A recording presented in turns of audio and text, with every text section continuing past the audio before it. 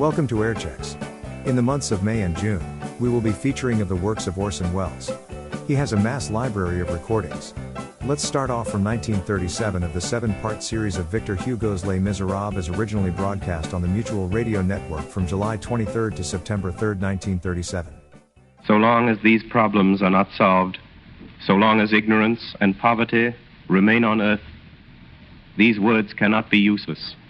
These words set forth the soul and spirit of one of the world's great literary masterpieces, Les Miserables. Out of the depths of his pity for suffering mankind, Victor Hugo drew a compelling story, one that will live so long as bewildered humanity shall continue to grope toward the light. Tonight, WOR and the Mutual Network bring you the first of 7 broadcasts based on this great novel.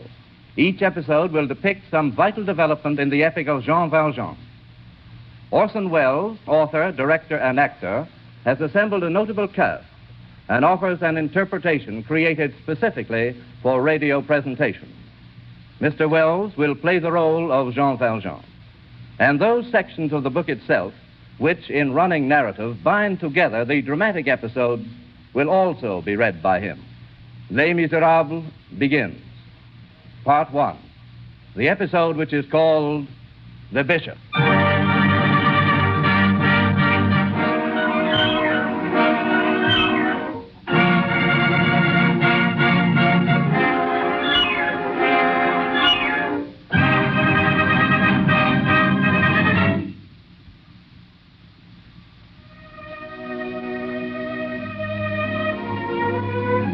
An hour before sundown, on the evening of a day in the beginning of October, 1815, a man traveling on foot was seen entering the little town of D. Nobody knew him. He looked ragged and mean. He must have come far that day, for he looked weary. The traveler went first to the mayor's office with his passport, and then turned his steps toward the inn. Who is it? A man who wants food and a bed. One moment, monsieur. Good evening. Is dinner ready? Monsieur, I'm sorry. I cannot receive you. Are you afraid I won't pay you? I have money. I'll pay in advance. I have no room. Well, then, put me in the stable. I'll pay you. I'm sorry. Well, the attic or a corner of the kitchen. I must have lodging. We'll see after dinner. I can't give you dinner. But I'm hungry. I've been walking since sunrise. 12 leagues. I'm hungry. Get out. What do you mean? You heard me. Get out. But I don't understand. Monsieur, I suspected something when I saw you go into the mayor's office. So I sent my boy across to find out. Monsieur, shall I tell you your name? Oh. So you know. The traveler looked at the innkeeper, bowed his head, picked up his knapsack, and went off down the street. If he had turned, he would have seen the innkeeper in his doorway, pointing him out as he went, to the guests of the inn and to the passers-by. Night came on. It had begun to rain. He passed the prison. Mr. Turnkey! Mr. Turnkey! Well, what is it? Mr. Turnkey, your pardon. Will you let me stay here tonight? This is a jail, not a tavern. Get yourself arrested. The traveler did not know the streets. He walked at random. He came to the prefecture, and then to the seminary. As he passed the cathedral square, he shook his fist at the church. Then he stopped at a stone bench in the Bishop's Street and lay down there, hoping for sleep. Who was this man? He was a criminal, and he had paid for his crime. He was an ex-convict, He was tried 19 years before, in 1796. My name is Jean Valjean. Prisoner, you are accused of burglary. Have you nothing to say? Yes, Excellency. I was hungry.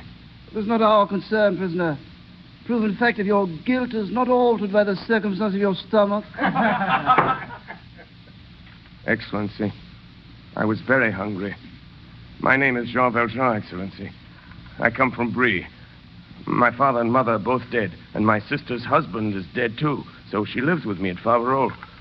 She and her little ones. They are hungry, too.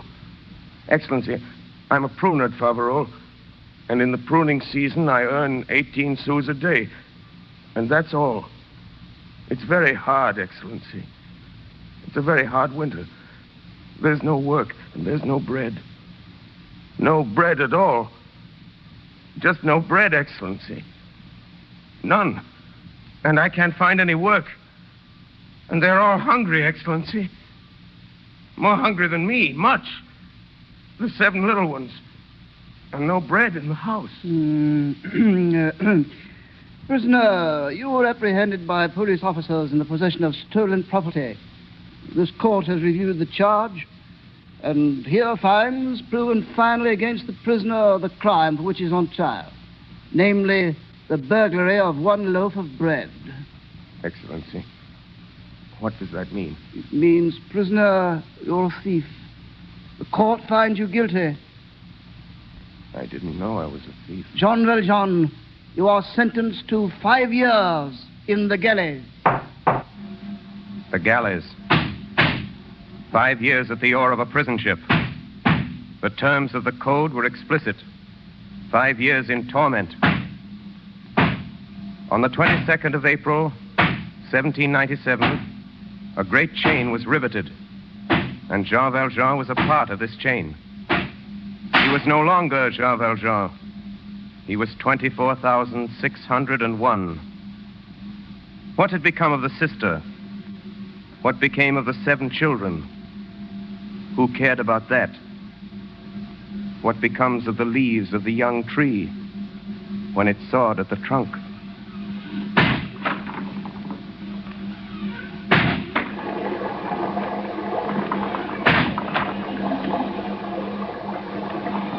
And all this time, Jean Valjean talked little, and he never laughed. When he left the galleys, he had not shed a tear for 19 years. 19 long years. For near the end of his 4th year in the prison ship, Jean Valjean escaped. On the evening of the 2nd day, he was retaken. Number 24601, for attempted escape. The prisoner's sentence extended 3 years. 3 years, which made 8. The 6th year. 24599. Here. 24600. Here. 24601. 24601. 24601. 24601 is not present. The prisoner has escaped. Fire the alarm cannon. That night they found him. He resisted the galley guard. Escape and resistance. Under provisions in the special code, the prisoner's sentence extended 5 years. 2 with a double chain. 5 years, which made 13. The 10th year. Attempted escape. The prisoner's sentence extended 3 years. 3 years, which made 16. The 13th year. Attempted escape. Retaken after an absence of 4 hours. The prisoner's sentence extended 3 years. 3 years for 4 hours, which made 19. In October 1815, Jean Valjean was set free. He had entered in 1796 for having taken a loaf of bread. The rain fell heavily, and Jean Valjean was cold on the stone bench. Just then, a woman came out of the church and saw him lying there in the dark. My friend, what are you doing? You see what I'm doing. I'm going to sleep. Why don't you go to the inn? money. You can't pass the night in the rain. Have you knocked at every door? Yes. Have you knocked at that one there? No. Knock there. And she pointed to a little low house on the other side of the square. It was the palace of the bishop.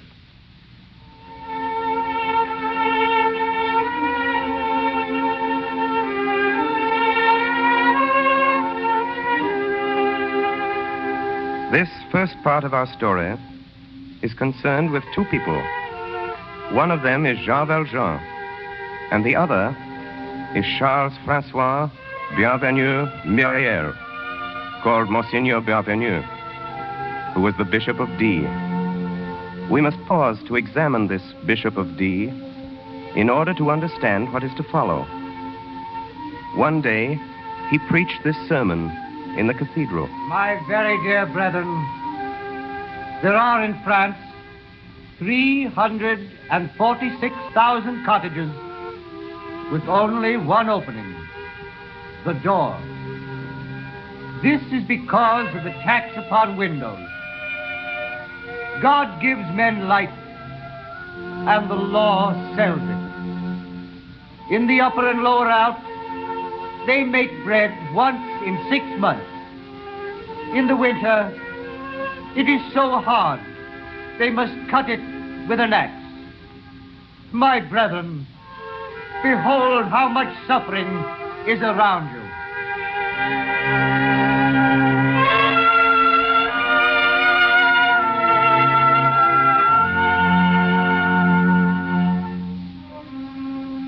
The Bishop of D lived very humbly. He had no retinue, and there was with him in his house only 2 old ladies, his housekeeper and his sister, Mademoiselle Baptistine. Here is a letter written by his sister to some girlhood companion. December 16th, 1814. My dear Madame, not a day passes that we do not speak of you. I am happy, but the weather is severe, and one must do something for those who lack. My brother is so good. He gives all he has to the poor and sick. He exposes himself to every danger. He goes out in the rain, travels in winter. He has no fear of darkness or of dangerous roads, or of those he may meet. Last year, he went up all alone into a district infested with robbers. And when he came back, nothing had happened to him. He said, "See how they have robbed me." And he opened a trunk in which he had the jewels of the Ambre Cathedral, which the robbers had given him. Upon that occasion, I could not help but scold him, taking care only to speak when the carriage had made a noise so that no one could hear us. The housekeeper has had difficulty accustoming herself to what she calls his imprudence. But now that the thing is settled, we pray together, we are afraid together, and we go to sleep. Should Satan come to this house, no one would interfere. But after all, what is there to fear in this house? Farewell. With 1,000 good wishes, Baptistine. It will be seen that the bishop was a good man. He had no systems, but many deeds. When he had money, he visited the poor. When he had none, he visited the rich. So Jean Valjean knocked at his door. The events of that evening, early in October 1815, have often been related by Mademoiselle Baptistine. The bishop had been waiting for his supper.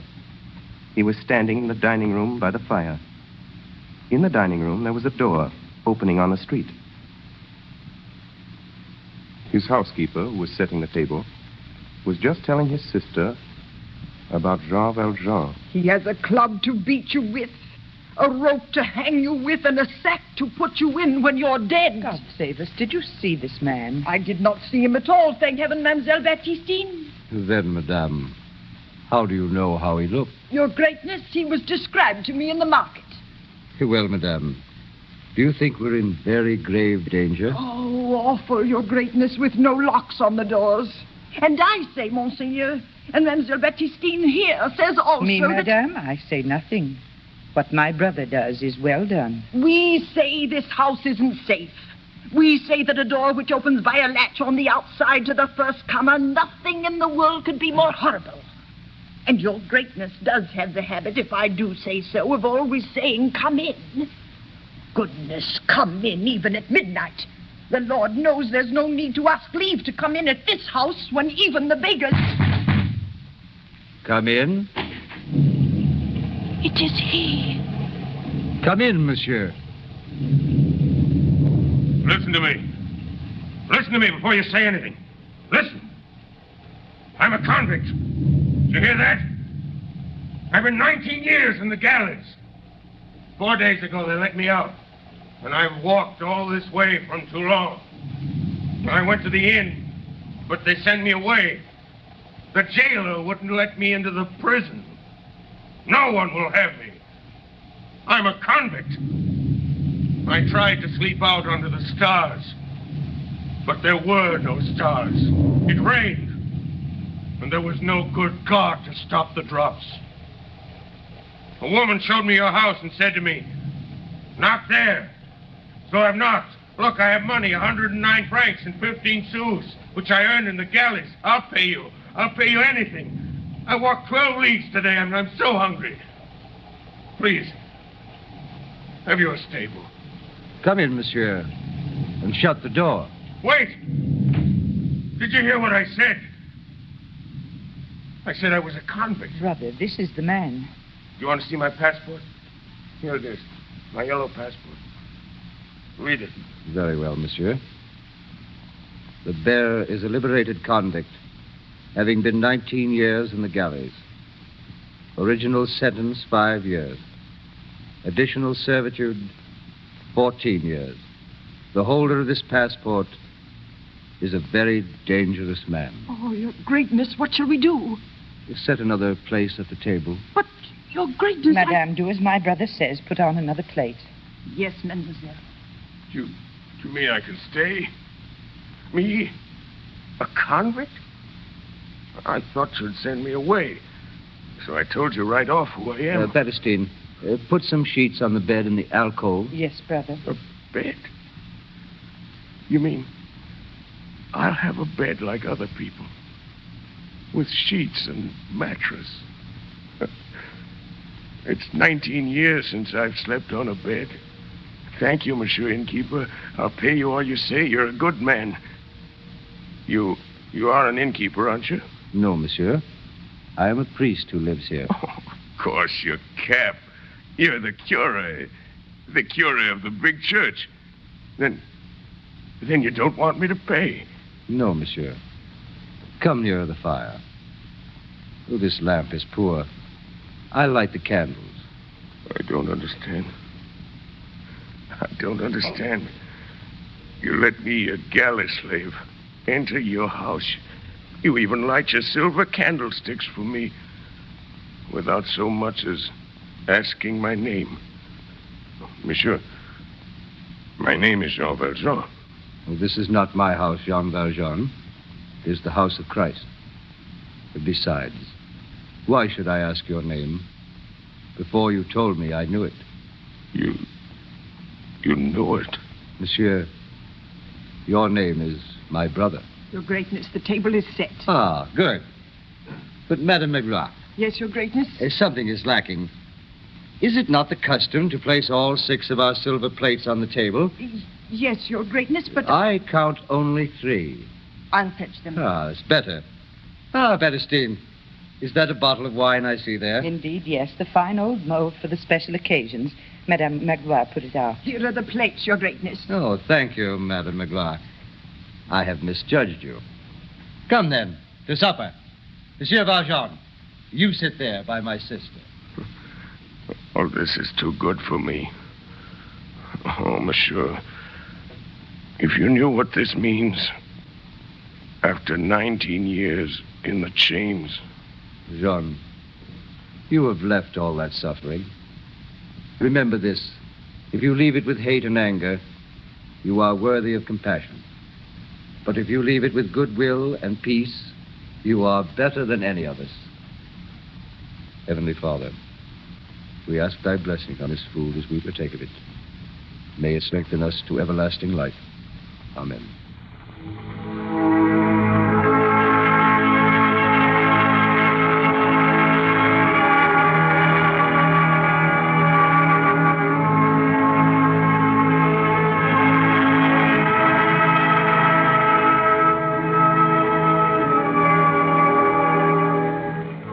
Later, Mademoiselle Baptistine described the progress of this supper in a letter written to a friend. All I can say is that my brother took supper with this Jean Valjean with the same manner he would have used with the provost or the curé of this parish.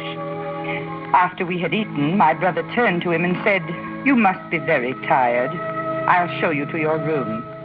He then did so, lighting the way with one of his candlesticks. Madame Magloire and I said our prayers in the parlor and retired to our chambers without saying a word. Jean Valjean lay in his bed that night and thought of the bishop's silver. Those 6 silver plates. He had seen the old housekeeper putting them away in the cupboard. He had marked that cupboard well. Solid silver. They would bring at least 200 francs, double his pay for 19 years' labor. What had been the life of this soul? Society should look into these things. They are its own works. In weariness, in agony, under the whip, under the chain, in the cell, on the convict's bed of plank, under the burning sun of the galleys, Jean Valjean turned to his conscience and reflected. To those who saw him, he seemed looking continually upon something terrible. For human society had done him nothing but injury. No man had ever touched him but to bruise him. Never since childhood had he been greeted with a friendly word. He had no weapon but his hate. He had resolved to sharpen it in the galleys, and he had taken it with him when he went out. So the passport was right. The yellow passport, which described Jean Valjean as a very dangerous man. The next morning at sunrise, the bishop was walking in his garden. Madame Magloire ran up to him quite beside herself. Monseigneur, your greatness, it's gone. Yes, madame? Monseigneur, it's all gone. And the man with the beard and the yellow passport. Madame, what is gone? Your greatness is silver. It's been stolen. The 6 lovely plates, your only treasure. Oh, Monseigneur, I was right. I should never have put them on the table. He has stolen them. Well, then, let us consider. Yes, Monseigneur. Firstly, did the silver belong to us? No. No, Monseigneur? No. It belonged to the poor. And now, secondly, who was that man? He was a poor man. I suppose so, your greatness, but he knew silver when he saw it, even if he didn't recognize a bishop from a curé. Oh, Monseigneur, it is not myself I'm thinking of, nor of your sister. I worry on your account. What are you going to eat from? Have we no tin plates? Tin smells. Well, then, iron. But iron has such a bad taste. There are always wooden plates. Yes, Monseigneur's wishes. But what an idea to take that man. Brother, they've caught the man. Oh, thank God. Have they put him in jail? No, they've brought him here with the silver. They're outside the gate now. Brother, the police want you to identify him. Very well. Show them in. Come along now. Let's have none of your talk. Please. Silence! Prisoner, take your cap off in the presence of the bishop. Bishop. Good morning, Valjean. You recognize him, Monsignor. That's enough. Here is your silver. Yes, but where are my candlesticks? Here are the stolen plates, Monsignor. Were there candlesticks, too? Oh, yes. Yes, they are of silver, like the rest. Valjean, where are my candlesticks? I didn't take them. Madame Magloire, Be kind enough to go in and get them. What, Monseigneur? Go get the candlestick. Very well, Monseigneur. Monsieur Valjean, I don't think you understood. I gave you the candlesticks as well. What do you mean? Monsignor, the prisoner was running off with your plates. And he told you they were given him by an old priest with whom he had lodged the night. And you brought him here. Yes, Monsignor. Then it's true what he told me? I have given him the silver. Then we can let him go? But of course. Here are your candlesticks, but I must say... Madame Magloire, give them to Monsieur Valjean. Yes, Your Greatness. Here. But Take them, you fool. But they aren't mine. Monsieur, the plates and the candlesticks are yours. Take them. But never forget that you have promised me to use this silver to become an honest man. I have promised you. Jean Valjean, I have purchased your soul. I withdraw it from the spirit of perversity and give it to Almighty God.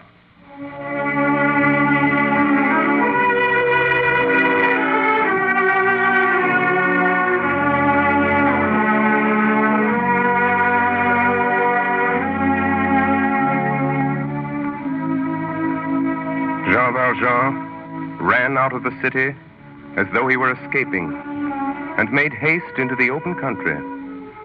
A little gypsy boy passed by and dropped a penny.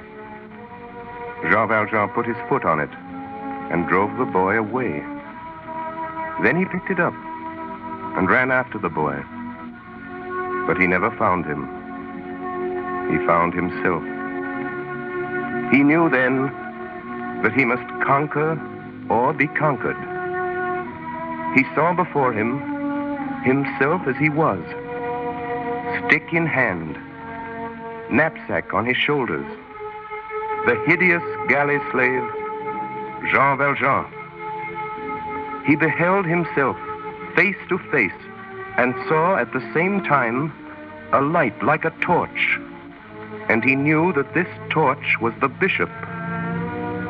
Jean Valjean shrank and vanished. The bishop remained.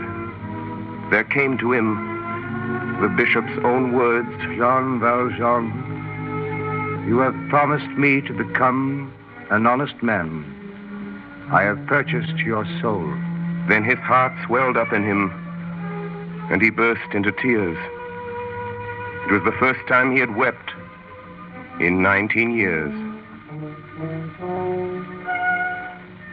How long did he weep thus? What did he do after weeping? Where did he go? No one ever knew. Only one thing is certain. On that very night, at 3 o'clock in the morning, a figure was seen in the attitude of prayer, kneeling upon the pavement, in the shadow, before the door of the Bishop of D.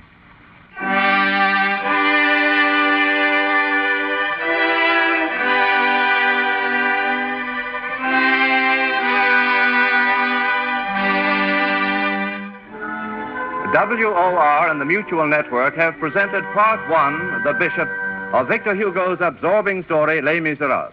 Orson Welles has played the role of Jean Valjean and read the narrative passages of this presentation, which he has prepared specifically for radio broadcasting. Next Friday evening at 10 o'clock Eastern Daylight Saving Time, we shall present Les Miserables in its second episode, which introduces Javert.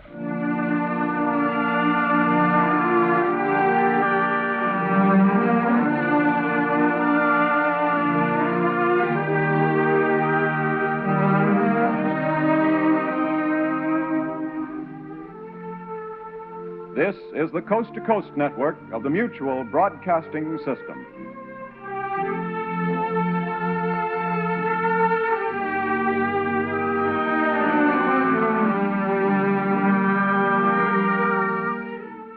So long as these problems are not solved, so long as ignorance and poverty remain on earth, these words cannot be useless. These words open the second of 7 broadcasts based on Victor Hugo's unforgettable work, Les Miserables. WOR and the Mutual Network present Orson Welles, distinguished young author, actor, and director, in an adaptation of this novel which he has made especially for radio. Mr. Welles plays the role of Jean Valjean, and he is also heard reading from the book itself as he binds together the dramatic action. Each broadcast unfolds a moving chapter in the progress of Valjean. Last week, we pictured the meeting of Jean Valjean with the bishop and the regeneration of his tormented soul. Les Miserables, Part 2, the episode which is called Javert.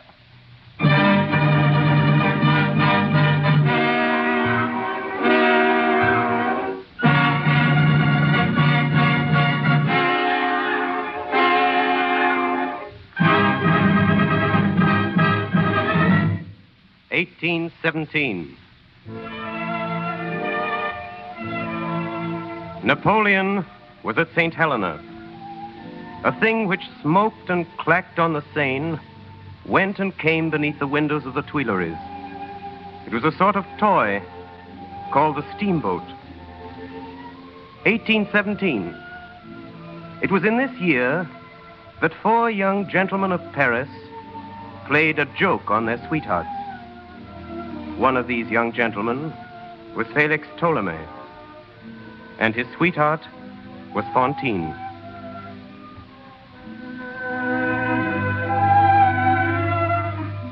Excuse me, please, lady. Yes? What is it? It's something your gentleman left for you. Well, there's no address. See what's written on it, Fantine. It says, "This is the surprise." What's inside? Just a moment. Sweetheart, at the moment when you read this, 4 mettlesome horses will be bearing us back to our mammas and papas. We are returning to society, to duty and to order on a full trot at the rate of 3 leagues an hour. Mourn for us rapidly and replace us speedily. Adieu. Signed Blancheville, Famille Listolet, and Félix Tholomyès. P.S. The dinner is paid for.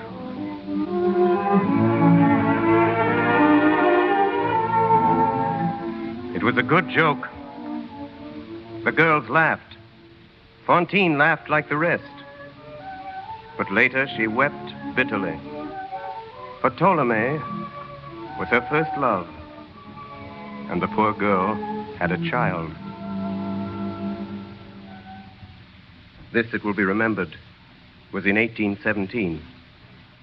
At 22 years of age, on a fine spring morning, Fantine left Paris, her child in her arms. She went back to Montreux, where she was born, and she found the little city greatly changed. An unknown man, a stranger, had conceived the idea of substituting gum-lac for resin in the manufacture of synthetic jet. This very slight change worked an industrial revolution. In less than 3 years, the inventor of this process had made a fortune for himself and for the whole region. He had built a great factory in which there were 2 workshops, one for men and the other for women. Yes, what is it? Are there jobs open in the workshop? There are always jobs here. Have you a husband? No, monsieur. Any dependents? No. Name? Mademoiselle Fantine. You will commence today. Monsieur Madeleine, the owner, requests only that you be willing and of good morals. Oh, yes, monsieur. I'll assign you to your place. Come with me. So Fantine went to work in the jet factory and kept a secret. For as long as she stayed there, they must never find out about her child. She had left this child in the care of a couple she met on the road to Paris. They were innkeepers, and they were called the Thénardiers. She paid them 57 francs, all that she had, and she trusted them. A letter for you, mademoiselle. Thank you. My dear madame, your little Cosette has outworn her wardrobe. It will be impossible for us to keep Cosette with us any longer for less than 12 francs per week, payable in advance. Sincerely, Thénardier. They had pawned the child's wardrobe. Who were these Thénardiers? The woman was a brute, and the man was a blackguard. But Fantine knew nothing of this, and she sent them the money. The child's clothes being gone, they dressed her in rags.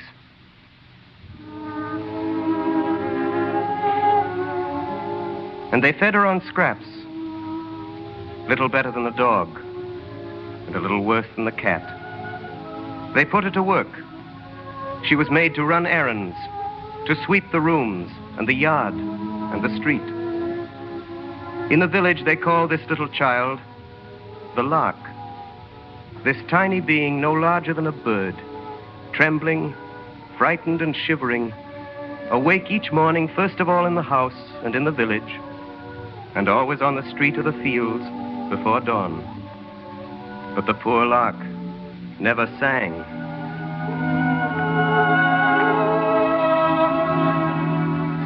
Fantine took a small room and furnished it on the credit of her future labor. She worked hard, thought of nothing but Cosette, and was almost happy. Not being able to say she was married, she took care not to speak of her child. But the women began to whisper in the workshop, and Fantine was watched. More than a few were jealous of her fine teeth and her golden hair. Mademoiselle. Oh, yes, monsieur. You have been with us in this establishment for over a year. Here are 50 francs. 50 francs? They are donated by your employer, Monsieur Madeleine. They will cover your expenses. I must ask you to seek employment elsewhere. Elsewhere? What do you mean? Mademoiselle, the existence of your child has been revealed to us. Good day, mademoiselle. Fantine offered herself as a servant, but nobody wanted her. She began to make coarse shirts for the soldiers. For 12 sous, she sewed 17 hours a day, but her creditors gave her no rest. How could she pay? She couldn't. How could she live? She learned. She learned from an old woman who sewed with her, named Marguerite. We who have grown old in privation can extract much from a sou. But 15 francs, Marguerite. Think of it. The Thénardiers wrote me. They want 3 more francs a week, and you know what I earn. You'll learn. But you can't live on 6 sous a day. No, my girl. But you can starve on it. It's a science. Summer passed away, and winter returned. Short days and less work. In winter, there is no heat, no light, no moon. Evening touches morning. The whole day is a cave, and the sun is a pauper. Madame Fantine, Cosette is sick of an epidemic disease, a military fever. She must have medicine, and drugs are dear. Unless you send us 40 francs within a week, the little one will die. Sincerely, Thénardier.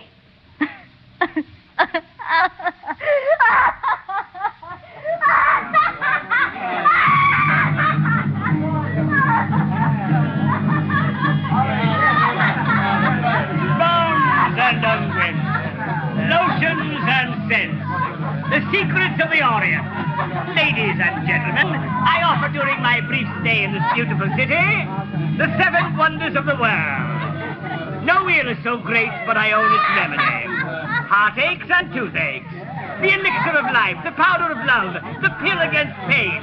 If your teeth hurt you, I will pull them out. Would you look beautiful, I will put them in. I have whole sets of teeth complete for your pleasure. Pearly teeth. Teeth for any mouth. Ah, you there. You girl who is laughing there. You have pretty teeth. Tell me your 2 incisors, and I'll give you a gold Napoleon for each of them. What's that? What are incisors? Incisors, young lady, are the front teeth in the head. The 2 pretty upper ones. Oh. Consider my beauty. 2 gold Napoleons, 40 francs. How much good will they do you? If you've got the courage for it, come this evening to the inn, and you will find me there. Oh, no. Hold on, don't run away. Hold on. Come back.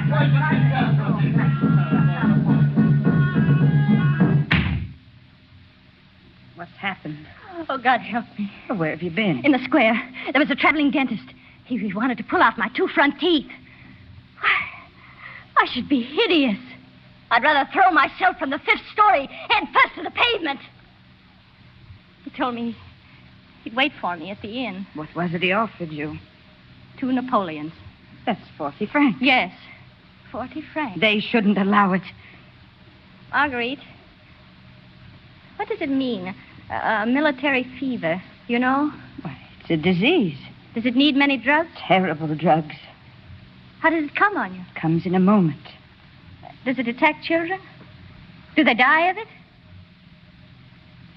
He told me to wait for him at the inn.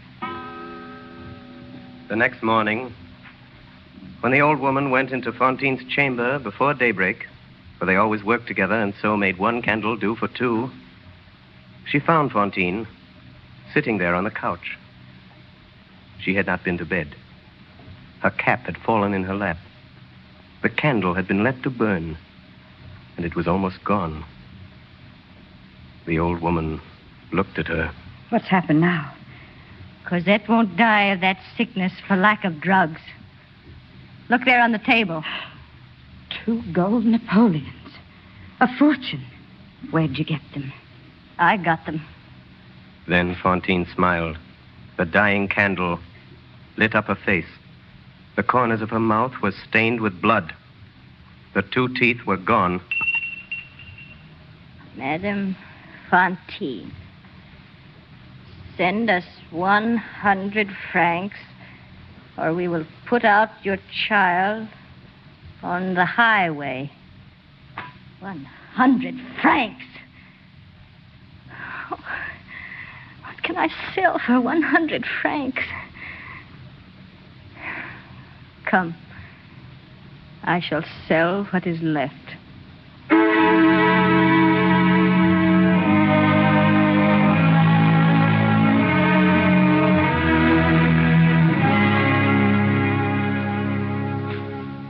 What is the history of France?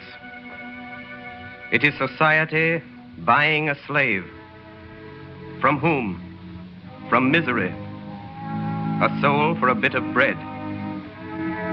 Alas, what are these destinies? Why are they so? He knows that sees all the shadow. He is alone. His name is God.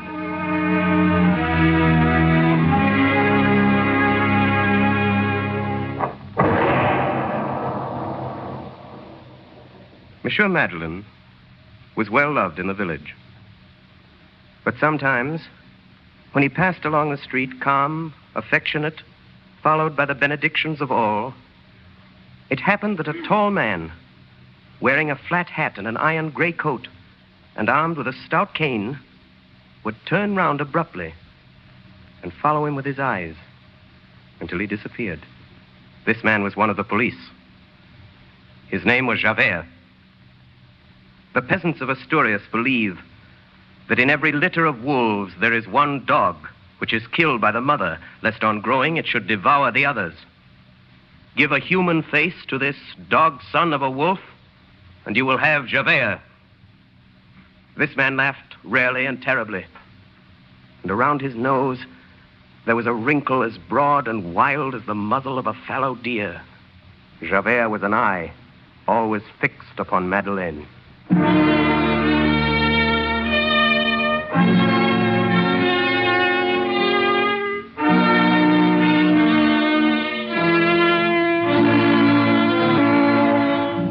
The notebook of Inspector Javert, January 9th, 1818. Who is Madeleine? No one knows. Who are his family? What is his history? Where does he come from? No one knows. He is popular for his deeds of charity, which are done secretly as though they were bad deeds. He's been offered the Legion of Honor. He's refused it. Who is that man? I cannot be sure of what I guess, but I know well I have seen him before.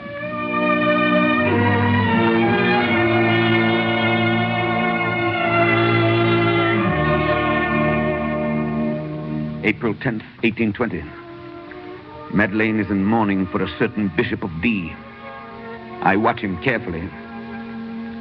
His speech is more mannerly, and his accent more refined than it was when I first came to the city. He walks strangely, with one foot dragging. He knows I am watching him.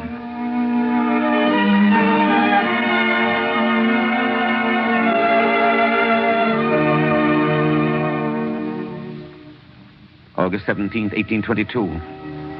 The king has appointed Monsieur Madeleine the mayor of this city. Consider, the man came here with only a few hundred francs. He is now a millionaire. This is a sudden rise.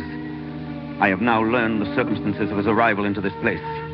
He came here a common laborer, stick in hand and sack on his back one evening in the autumn of 1815. That night, October 23rd, there was a fire in the townhouse, and this man leapt into the flames and saved from burning 2 children of the captain of police. As far as can be ascertained in the excitement and gratitude of the occasion, no one thought to ask him for his passport. There is certainly no record. He announced himself Madeleine, and so he has remained. I have made inquiries in Paris, and there are interesting circumstances relative to October 1815. Madeleine is now my immediate superior. Police routine brings me into contact with this man. He's well loved, but I am not deluded. I am still vigilant. I know that face. That year, there occurred 2 events on the streets of Montreuil, which, while insignificant in themselves, made a profound impression on the mind of Inspector Javert. The first was a common street accident. Help! Help! What's the matter? What happened here? Inspector, can't we do something? Somebody move this! Doctor, before it's too late! One moment, monsieur! How did it happen? The old man, the horse slipped. The car turned over on him. He's bitten under the wheel. It's crushing his ribs. Get a jack! Has anybody a jack? God help me! God help me! Get a jack! They're gone for one. That wagon is sinking lower every minute. It can't be helped, sir. The wheel is killing me! Citizens! Listen to me. There is one chance. There's just room enough for one man to crawl in under that wagon. In half a minute, it'll be too late. Oh! Citizens, there is no time to lose. What can you do? What can you do, Inspector? If a man can get under that wheel, there may be hope for you. If a man can get under that wheel and lift it with his back, we may save you. Is there a man who can do it? Who has strength and courage? 5 louis d'or for the man who will try it. 10 louis d'or. 10 louis d'or. He must be a terrible man who can raise a wagon like that on his back. My ribs are breaking a jack. Anything. Oh. Let me by. Let me by. Let me by, citizens. Oh, don't do it. Cosette, you'll be killed. Stop him, somebody. Stop him. Monsieur, it is too late. Let me by, Inspector. As you wish, monsieur. No, go away. Don't come under here. It's too late. You let in the gun. Go away. Get out when you can. It's sinking. Get out. It's sinking. He's got there himself. They'll both be killed. Push. Push.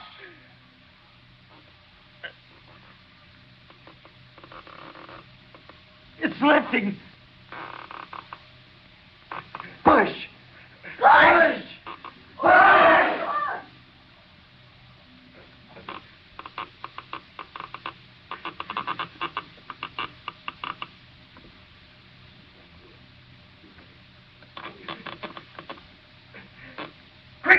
Quick, all together. It's moving. You're God, monsieur. That's what you are, God. Monsieur, you are a brave man. Thank you, Inspector. In all my life, I have known only one man capable of doing what I have just seen you do. He was a convict in the galleys at Toulon. Good day, Inspector. Good day, Monsieur Madeleine. That was the first incident. The second, to impress Inspector Javert of the police, took place on an evening in January, 5 months later. It was snowing. A woman, a rueful, bedizened spectre, her shoulders bare in a gaudy ballroom dress, stood waiting in the street before the door of the officer's cafe. A well-dressed idler was amusing himself tormenting this woman. Well, aren't you the ugly one? Oh, sulking tonight. All right, your haughtiness. Turn your back on me. You'll pay for it.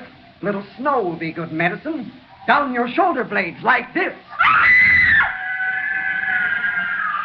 The girl, screaming with rage, turned on him and buried her nails in his face, using the most frightful words that ever fell from the off-scouring of a guardhouse. A large crowd formed about them. The man, hatless, defending himself. The woman, kicking and striking, shrieking, toothless, and without hair, livid with anger and hideous. Suddenly, a tall man advanced quickly from the crowd and seized her by her muddy satin waist. Their tormentor stole away. The woman turned pale with horror. She recognized Javert. Stop. Go home, all of you. It is not permitted that crowds form on the streets. Gentlemen, disperse. Young woman, I must take you to prison. Come with me. To prison? To prison? Oh, no, monsieur. What is your name? Fantine. I have a good memory. This time it's 6 months. 6 months? 6 months in prison? Oh, no. No, I must earn money. I still owe 100 francs to the Thénardier. I must ask you not to cause a disturbance. Oh, Monsieur Javert, please. I swear to you, by the good God, I was not in the wrong. Have they the right to throw snow down our backs? He said you're ugly. You've no teeth. I know I've no teeth, but I didn't do anything. No, what of his hat in the snow? Well, I did wrong to spoil his hat, but you can't imprison me for that. I must pay 100 francs or they'll turn out my Cosette. She's such a little one they would put out in the highway in the very heart of winter. If she were older, she could earn a living, but she's not yet sick. Come along. I've heard your story. You have 6 months. Oh, mercy, no! Up, you fool! Do I have to drag you? One moment, if you please. Let me help you. Citizen, I warn you, don't obstruct the course of justice. There, mademoiselle. You'll be all right. This is insolent. Who are you? My name is Madeleine. The mayor. Your pardon, monsieur. I didn't recognize you in the shadow. The mayor? Madeleine? Is this the famous Madeleine? Take care, woman. Monsieur Javert. Think of it. He's the cause of it all. He turned me away from his factory on account of some stories they told about me in the workshop. Stories about me. Lies. You see how it happened? He did this to me. I'm sorry, monsieur. This will add to her sentence. That's all right, Inspector. Set the woman at liberty. What did you say, monsieur? Set the woman at liberty. At liberty? What? You mean I can go? I'm free? I don't understand. Who said that? It wasn't the mayor. It couldn't be. Was it you, Monsieur Javert? You forgiven me? I did stamp on the gentleman's hat, but he spoiled my whole dress in the snow. We women, we have only one dress for the evening. Mademoiselle, how much did you say that you owed? I said nothing to you. You came here to scare me. I'm not scared of you. I'm scared of Javert. Only tonight it hurt me. I'm not very well. I cough. There's something in my chest that burns. Here, stop. Here, give me your hand. Now, don't be afraid to feel how hot it is. Let's go, woman. You're drunk. Officers! The inspector said you must release me. I'm going. Sergeant, detain this woman. Who told you to let her go? I did, Inspector. Your Honor, that cannot be done. And why not? This woman has insulted a citizen. I have learned the circumstances. It was the citizen who did wrong. She has also insulted the mayor. I can do what I please about that. Your pardon, monsieur, but you cannot. The insult does not rest with you. It rests with justice. Inspector, the highest justice is conscience. I have heard this woman. Content yourself with obeying. I obey my duty, monsieur. I am sorry to resist the matter you speak of belongs to the municipal police. But, monsieur... I refer you to Article 81 of the law of December 19th, 1799, on the subject of legal imprisonment. You're well acquainted with the criminal code, monsieur, but if you will permit... You may go, Inspector. However, monsieur... You may go, Inspector.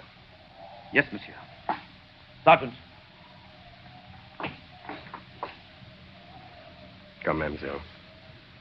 It is cold. I don't understand. Monsieur Javert has gone.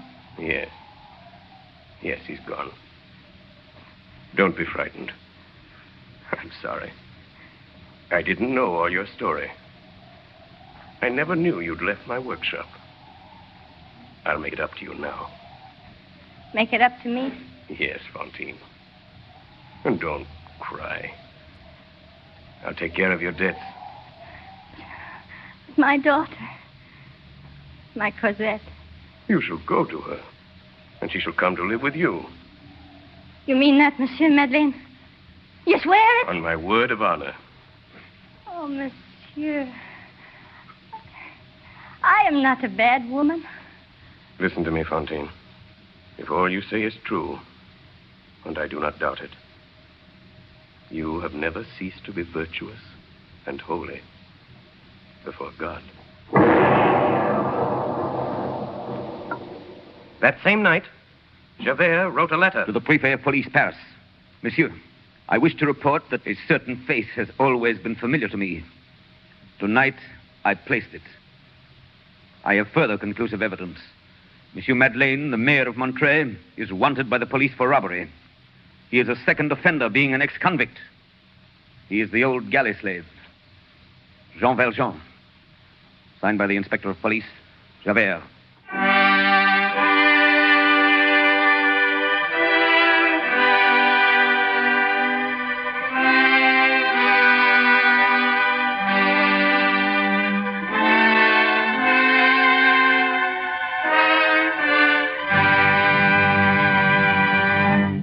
WOR and the Mutual Network have presented Part 2 of Victor Hugo's compelling novel, Les Miserables, the episode which introduced Javert.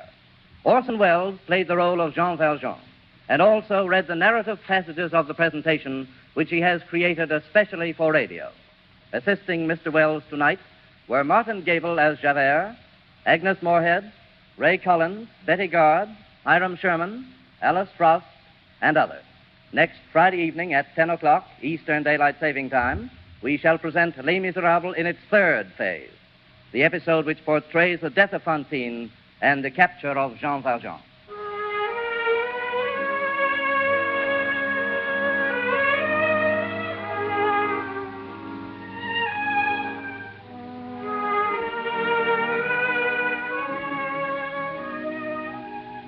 This is the coast-to-coast network of the Mutual Broadcasting System.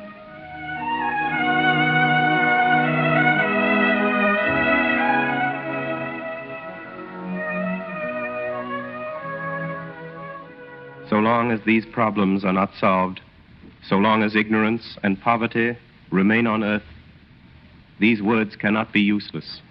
WOR and the Mutual Network present the third of 7 broadcasts based on Victor Hugo's compelling novel, Les Miserables.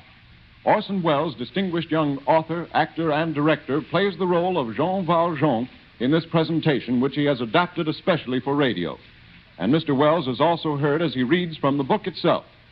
Each episode pictures a development in the progress of Valjean, and last week introduced Fantine and Javert. Les Miserables, Part 3. The episode which is called The Trial.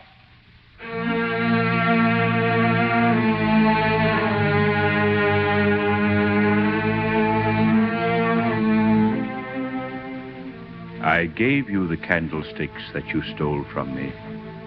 I have purchased your soul. I withdraw it from the spirit of perversity, and I give it to Almighty God. So spoke the Bishop of D to a thief and a galley slave named Jean Valjean. And from the moment he left him, Jean Valjean was another man. He was Monsieur Madeleine. In time, he was the mayor of Montreux. He had sold the bishop's silver, keeping only the candlesticks. And with this money, he made more. He was established in Montreux, the owner of a great factory and a public official, a quiet, hopeful man, having but 2 thoughts: to conceal his name and to sanctify his life, to escape from men and to return to God. But a shadow had fallen across the destiny of Jean Valjean. The shadow of a man in a flat hat and a long coat, a man carrying a stick. Javert. Monsieur Madeleine. Yes? Inspector Javert of the police. Let him come in. Yes, monsieur. This way, Inspector. Monsieur Madeleine. Good morning, Javert. Well, what's the matter? Your Honor, I wish to report a criminal act. Yes, Inspector. An inferior agent of the government has been lacking in respect to a magistrate. It's my duty to bring the fact to your knowledge. Who is this agent? I, monsieur. You, Inspector? I. And who is the magistrate who has to complain of this agent? You, monsieur. I came to ask you to be so kind as to discharge me. Javert, this is absurd. You will say that I might tender my resignation, but to resign is honorable. I must be discharged. Javert, what's all this nonsense? Your Honor, I have denounced you. You have denounced me? Yes, Your Honor, to the Prefecture of Police. What for, Javert? As a mayor encroaching upon the constabulary? No, monsieur. As an ex-convict. Yes, Javert. For a long time, I suspected you. The resemblance, your immense strength, your skill as a marksman.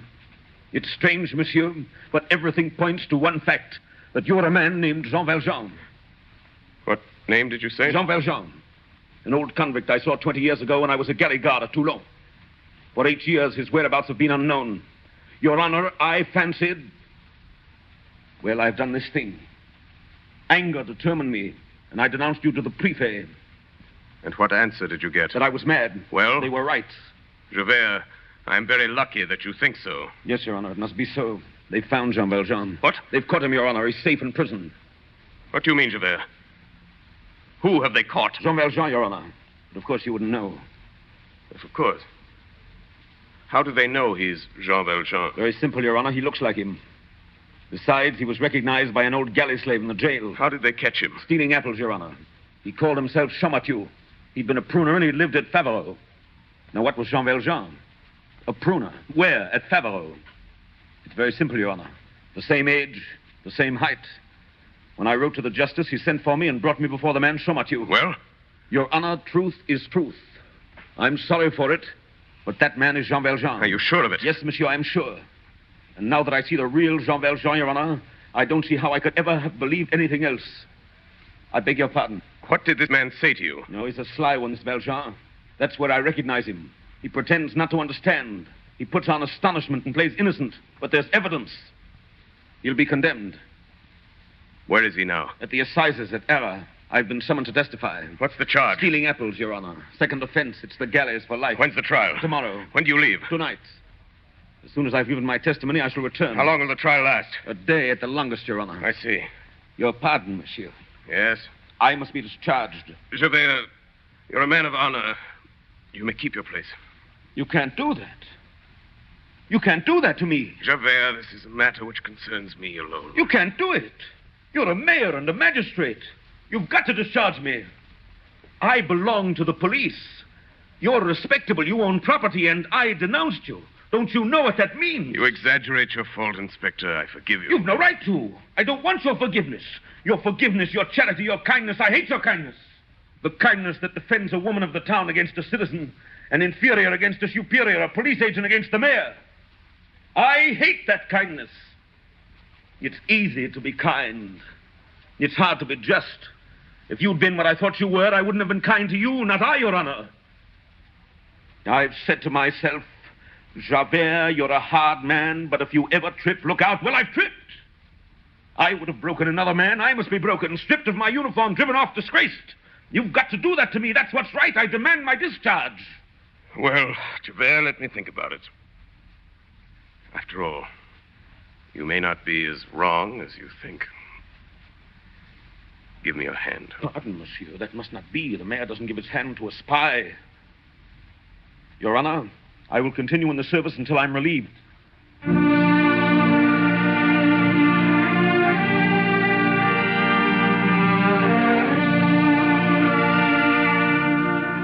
Now, Jean Valjean, called Madeleine, had forgotten a promise.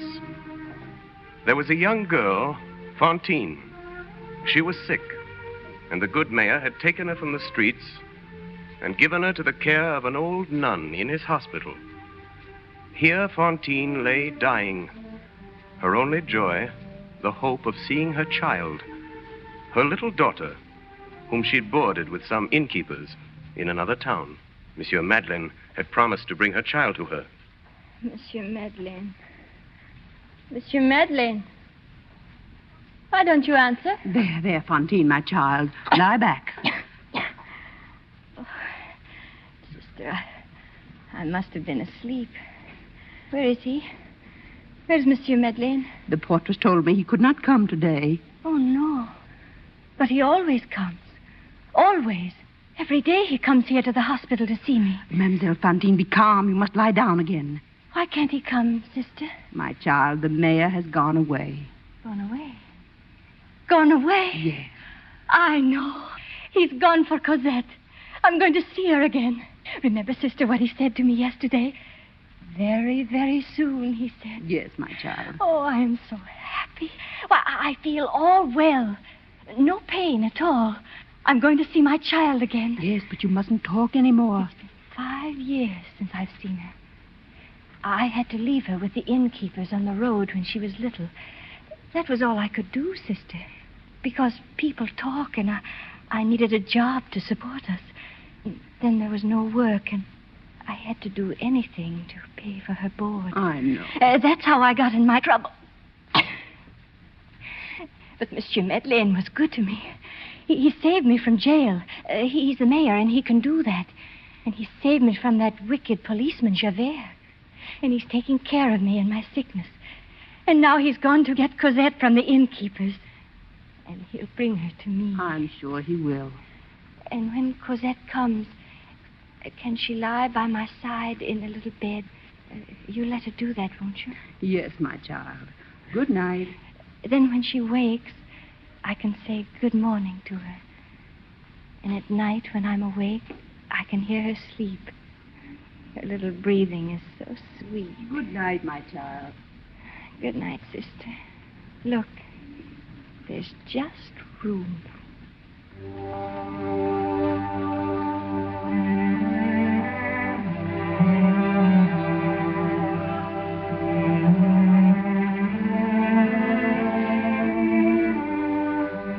There is one spectacle grander than the sea. That is the sky. There is one spectacle grander than the sky. That is the soul. Let us look into a soul. The soul of Jean Valjean, called Madeleine, the mayor of Montreux. Jean Valjean, I gave you the candlesticks that you stole from me. I have purchased your soul. I withdraw it from perversity, and I give it to Almighty God. I was wrong about you. They've got Jean Valjean. They're trying him tomorrow. It's the galleys for life. They've got Jean Valjean. Even while listening to the words of Javert, the first impulse of Jean Valjean was to drag this poor man out of prison and put himself in his place. An impulse as painful and sharp as an incision in the living flesh. But this impulse passed away.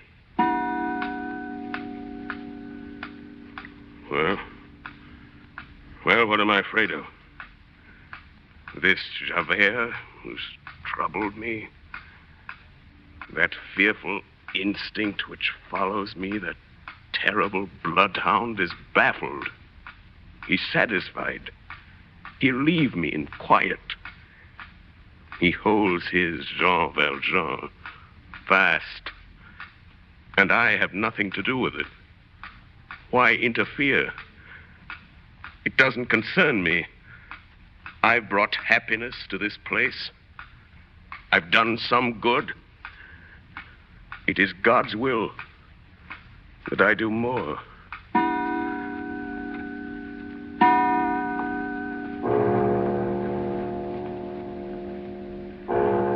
One can no more prevent the mind from returning to an idea than one can prevent the sea from coming to the shore. In the case of the sailor, this is called the tide. In the case of the guilty, this is called remorse.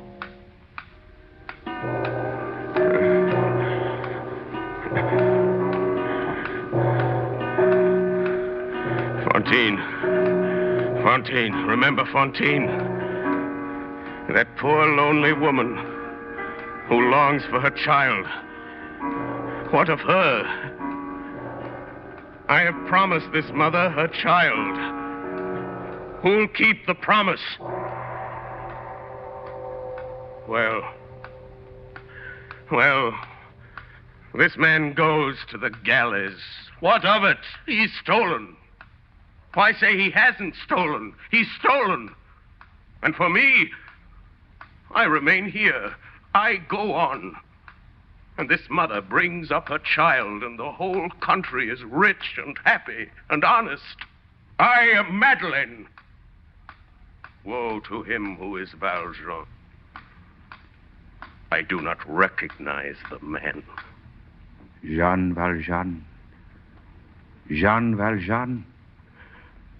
Behold yourself, Jean Valjean, an honored man, the mayor of the city, the rich man who feeds the poor, the happy man who is admired. Jean Valjean, there shall be a man wearing your red blouse and bearing your name and dragging your chain in the galleys.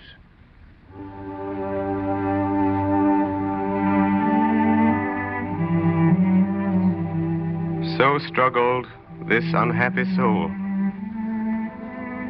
So struggled 1,800 years before him another. He also, while the olive trees were shivering in the fierce breath of the infinite, long put away the fearful chalice, dripping with shadow and running over with darkness in the star-filled depths.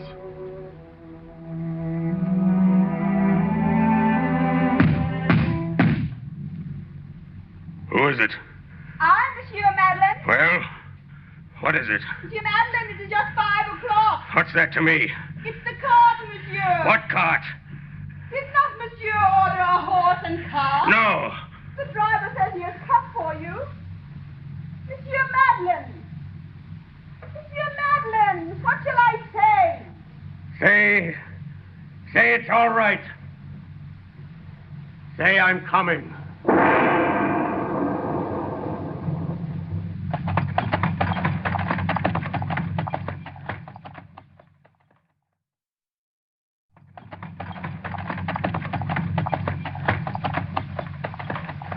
At daybreak, Jean Valjean was in the open country. The roads were bad from Montreux to Arras. When he got to the courthouse, it was night. Monsieur Madeleine! Yes? Oh, Your Honor, you should have told me straight off that you're the mayor of Montreux. A place has been made for you on the bench, Your Honor. The judge begs you to enter. Thank you. Not at all, Your Honor. You've only to turn the brass knob of that door, and you'll find yourself in the courtroom. Good evening, monsieur. Jean Valjean was alone. He stared at the door to the courtroom. He drew breath and listened. There was no sound. He waited there, listening. The same silence. He leaned against the wall. The stone was cold. He closed his eyes. Jean Valjean, there shall be a man bearing your name and dragging your chain in the galleys. He opened his eyes. The first thing he saw was the handle of that door. The door to the courtroom. That round, polished brass handle. It shone there before him like a star.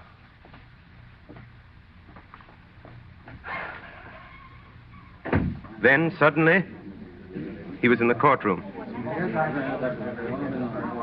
Monsieur Madeleine? Yes, Excellency. That's my name. Your note was sent in to me, monsieur. Permit me to say that your presence in this court is an unexpected compliment. Thank you. I have not had the pleasure of your honor's acquaintance, but we all know, by reputation at least, Monsieur Madeleine, the distinguished mayor of Montreux. Will you sit here, Monsieur Madeleine? We will resume the trial of Jean Valjean.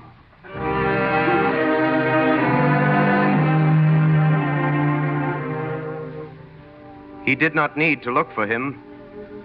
He saw him. This was the man. He thought he saw himself, older, but just as he'd looked. Everything as it was 8 years before, early in October 1815, when he left the galleys and entered the little town of D. He thought he saw his trial played by his shadow, Judges, clerks, gendarmes, a throng of heads. He'd seen all this before. 27 years before, when Jean Valjean was tried by law for stealing a loaf of bread. We will resume the trial of Jean Valjean. Monsieur Madeleine, the prisoner is accused of stealing ripe apples. Your Excellency, the judge. Your Honor, Monsieur Madeleine. Gentlemen of the jury, who is this man? Gentlemen, we have here no petty fruit thief, no mere trespasser. We have here an outlaw, a murderous galley slave. We have here Jean Valjean. This man is accused of one crime for which he is on trial, but he is wanted for another. Highway robbery, committed for the gain of 1 penny from a small boy encountered in the fields outside of D.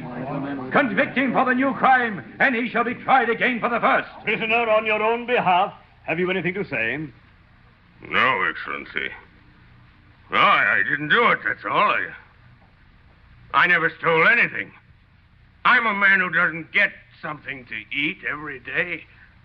I picked off the ground things that were there. That's all I did. You see, Monsieur Madeleine, there's no question of the identity. This man is obviously Jean Valjean. Has the prisoner no witnesses? May I question him? Oh, certainly, monsieur. Thank you. Monsieur Chamecoeur,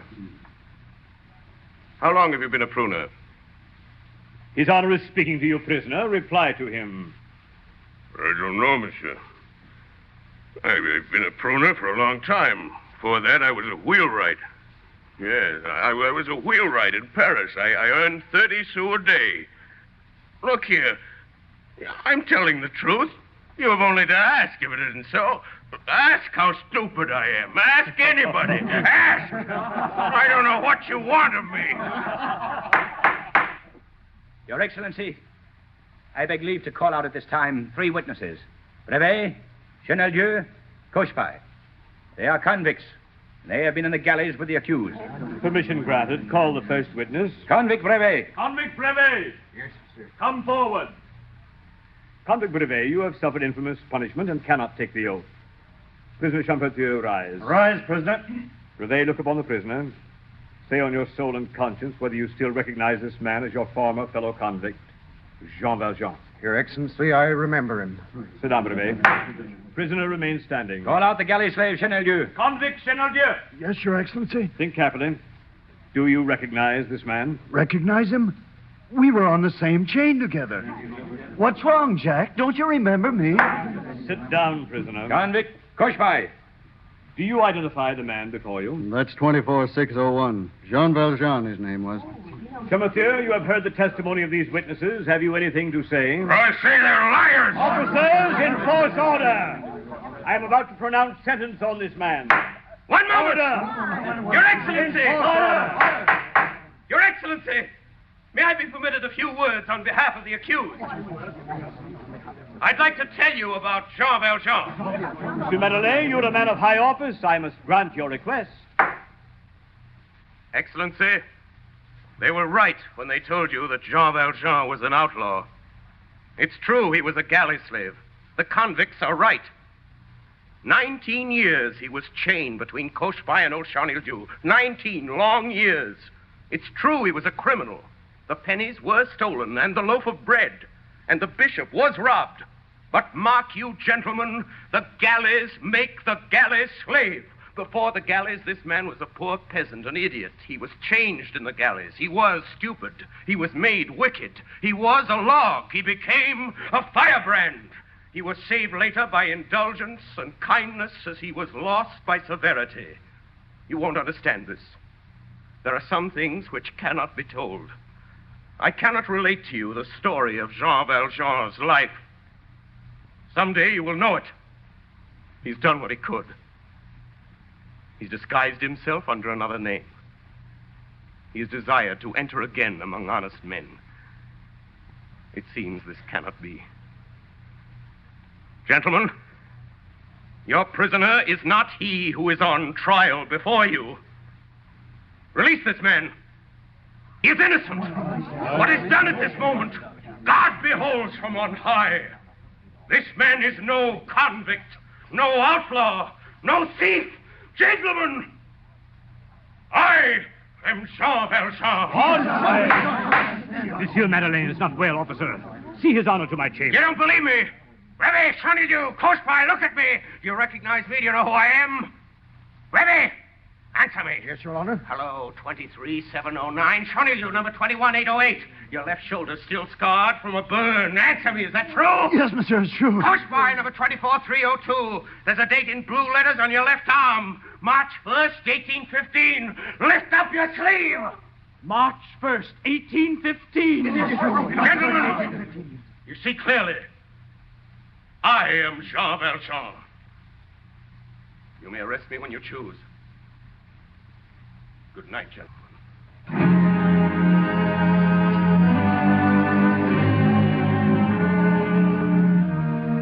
Official order, delivered under seal. Inspector Javert will seize the body of Monsieur Madeleine, the mayor of Montreux, who has this day been identified in court as the discharged convict and criminal, Jean Valjean.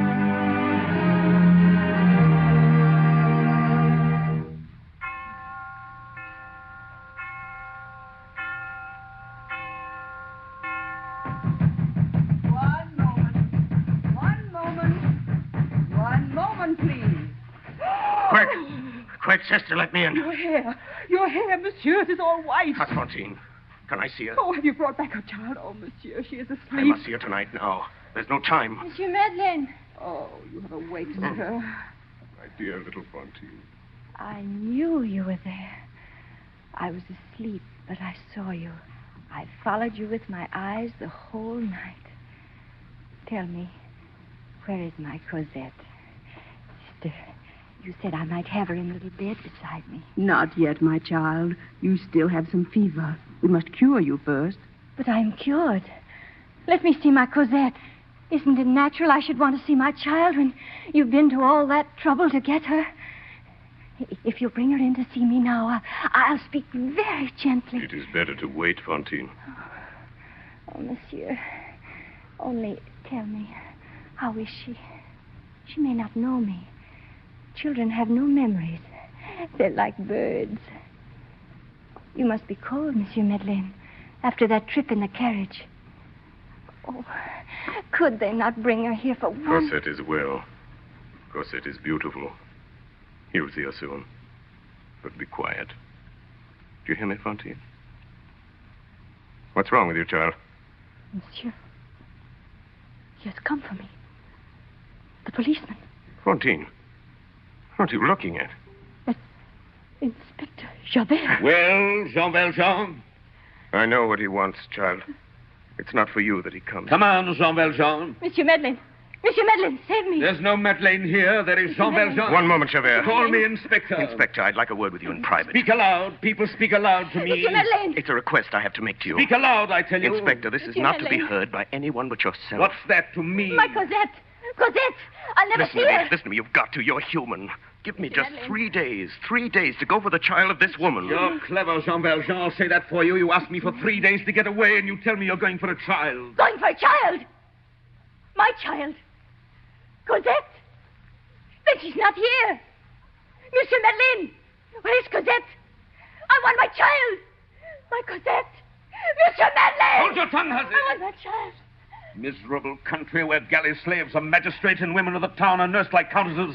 All this will be changed. Monsieur Madeleine! I tell you there is no Madeleine. There is a robber. There is a brigand. There is a convict. There is Jean Valjean. And I've got him. Don't be afraid, little Fantine. Fantine. Fantine. Fantine!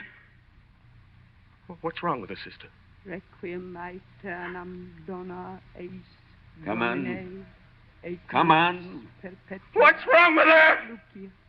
Can't you see the woman is dead? I am at your disposal. Requiem aeternam dona eis domine et.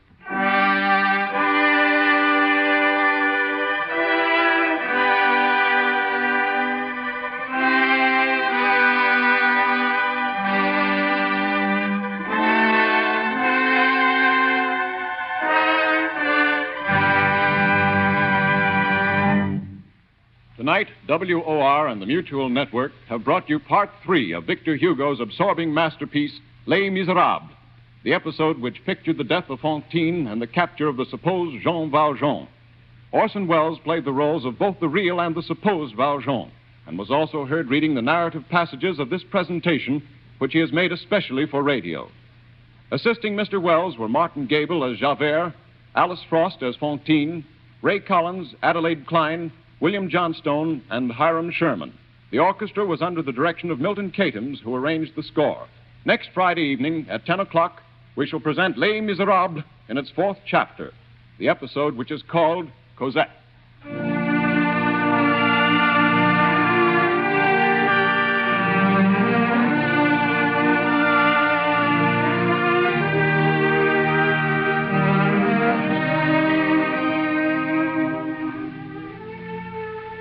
This is the Coast to Coast network of the Mutual Broadcasting System.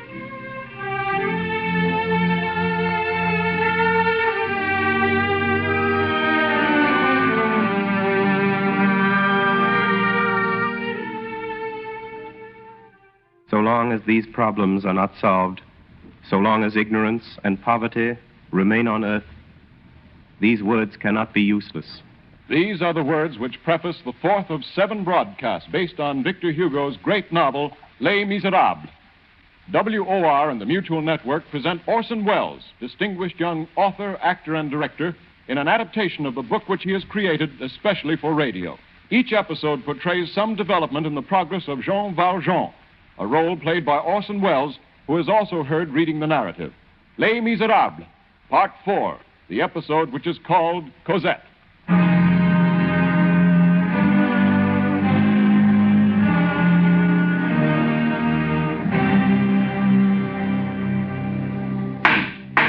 Jean Valjean, you are a hardened criminal and a second offender. You are charged with concealing your identity and changing your name. How do you plead? Guilty. You are so found by this court. Jean Valjean, you are sentenced to hard labor in the galleys under the double chain for the rest of your life. The notebook of Inspector Javert, July 1823. I have caught Jean Valjean. In a whole lifetime of service with the police, there is no entry in this book which has occasioned me so much satisfaction. I have caught Jean Valjean. I am affixing to this page an excerpt from a recent newspaper in Paris. Here it is. The Paris Journal, July 25th, 1823. An old convict has been brought to trial called Jean Valjean. The circumstances are extraordinary. In the district of Montreux, a gentleman called Monsieur Madeleine had, in acknowledgement of his services, been appointed mayor. And as such, he was famed for his wisdom and his good works. But this man has been unmasked. The police authorities, thanks chiefly to the zeal of Inspector Javert, have disclosed the true identity of Monsieur Madeleine. He is none other than the convict, Jean Valjean. It appears that previous to his arrest, this man had succeeded in withdrawing from his bank a sum amounting to more than 500,000 francs, which he had deposited there and which, it is said, he had realized in his business. Since his return to the galleys, it has been impossible to discover where this money has been concealed.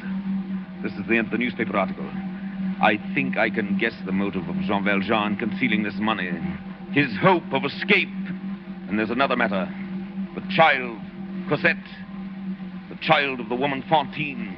It was this Fantine whom I apprehended on the street and who Valjean, in the character of the mayor, protected from justice and in the compassion of one criminal for another, nursed through the illness from which she died.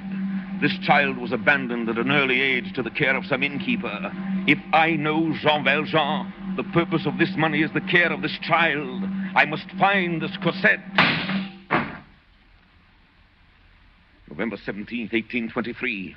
Here is an excerpt from the Toulon Journal. Yesterday, a convict at work on board the galley ship Orient, on his return from rescuing a sailor, fell overboard and was drowned. His body has not been recovered. This man was registered under the number 9430, and his name is Jean Valjean. This finishes it. The case is closed. Jean Valjean is dead.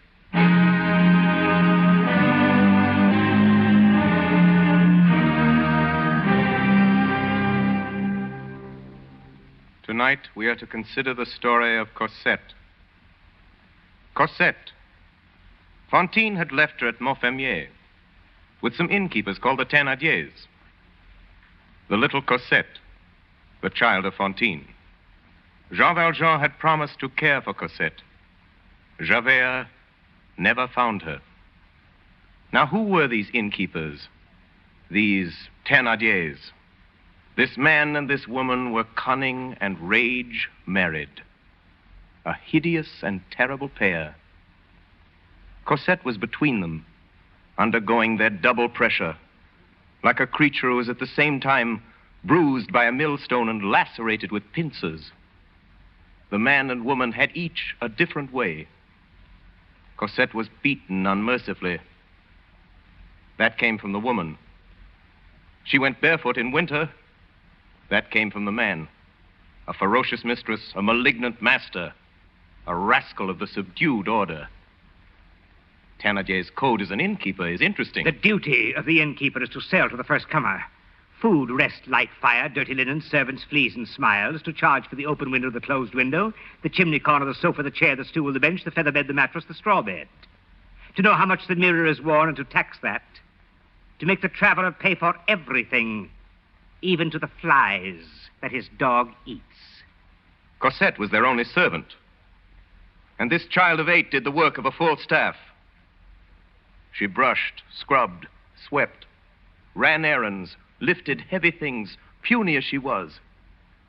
And the moment the poor girl wearied in her back-breaking tasks, the huge figure of Madame Thénardier loomed above her, shrilling commands through the inn. Cosette! Cosette! Oh, there you are. Well, what have you been doing? Nothing as usual. You know we need more wood for the kitchen. Get it. There, that'll teach you to waste time.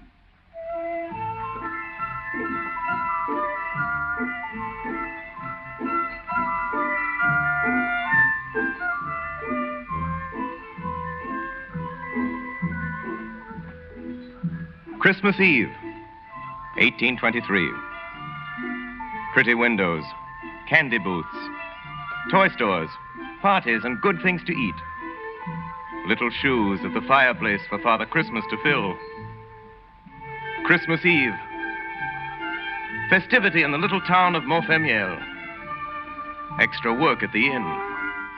Extra work for Cosette. You girl, have you watered my horse? Oh, yes, monsieur. He drank the whole bucketful. Ah, that's a lie. He has a way of blowing off when he's not had water that I know well enough. Get some more water, Cosette. Excuse me, ma'am.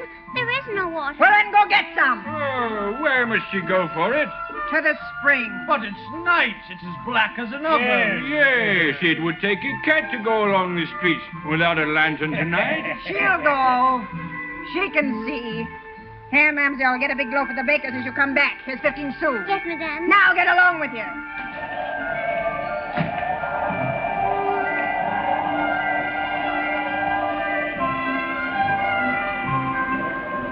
The child fled with her bucket, running as fast as she could. The night was cold, and the spring was far away. Soon, the gleam from the town disappeared, and the darkness became thicker. It was no longer Montfermier. It was open country.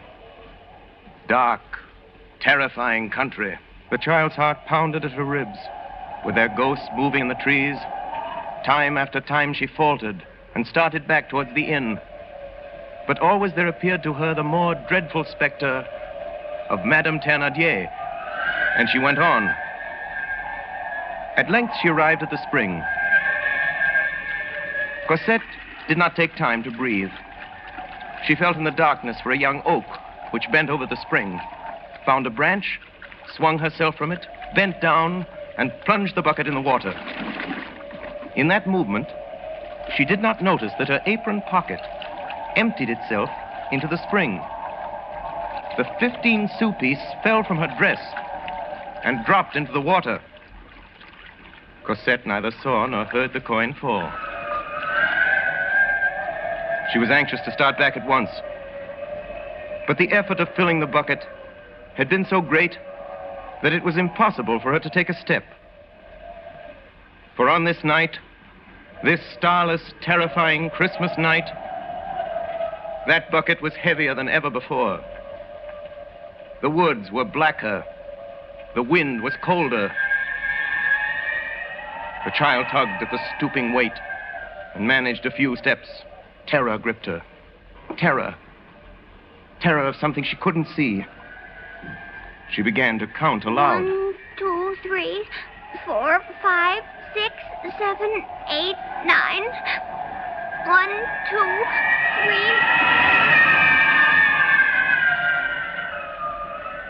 She had to go on, if only for a few steps at a time.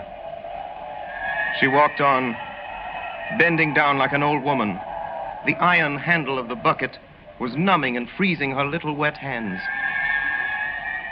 On and on, a step at a time. Madame would beat her. Madame would scream at her. Madame would whip her.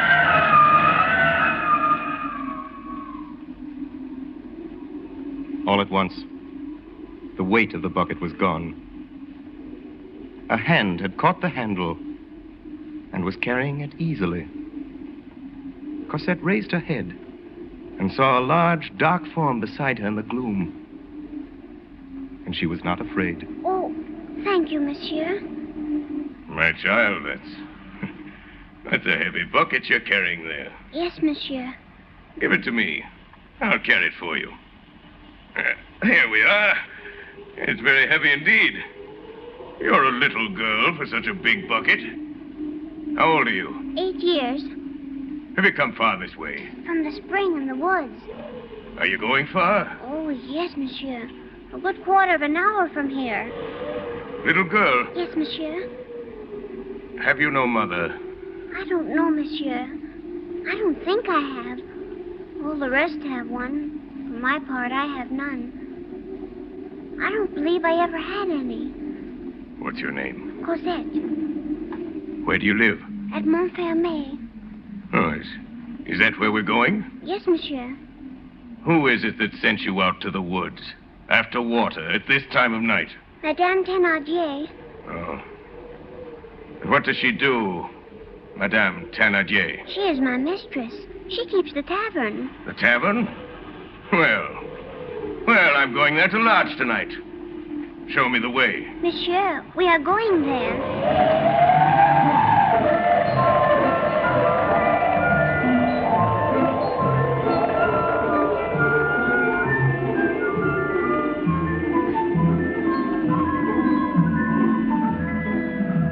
Look, we're on the main street. How far is the inn? We are close by it. Monsieur, may I take the bucket now? What for? Because if Madame Thénardier sees that if anybody else brought it for me, she will beat me. Oh, not on Christmas, my child. Is it Christmas, monsieur? Oh, it's you, is it? Well, you've taken your time. Madame, here is a gentleman who is coming to lodge. What? Oh, monsieur, come in. Have you a room? My brave man, I'm sorry, but I have nothing. Put me anywhere. In the garret or in the stable. I would pay as if I had a room. 40 sous? Very well. 40 sous. In advance. I don't lodge poor people for less. I shall want some supper. If you're prepared to pay, monsieur, very well. Oh, I forgot the bread. Cosette! Cosette! Oh, madame, the baker was closed. You ought to have knocked. I did knock, madame, but he didn't open. I'll find out tomorrow if that's true, and if you're lying, well, give me back the 15 sous. Come, don't you hear me? Have you lost it, or did you steal it from me? Well, answer. It's gone, madame. Forgive me, please, madame. Oh, so you lost it. It must have slipped from my pocket at the spring. Oh, madame, it won't ever happen again. I should say not. I'll teach you to lose my money. Where's that whip? No, madame, don't whip me, please. Madame. Don't whip me, madame. Madame. I beg your pardon, but I just saw something fall out of the little girl's pocket and roll away. This may be it. Here it is. A 20 sou piece? Yes. Isn't that what you gave her? Why, yes. Yes, that's it. Cosette, don't ever let that happen again. Get to work. Now, monsieur, let me show you to your room.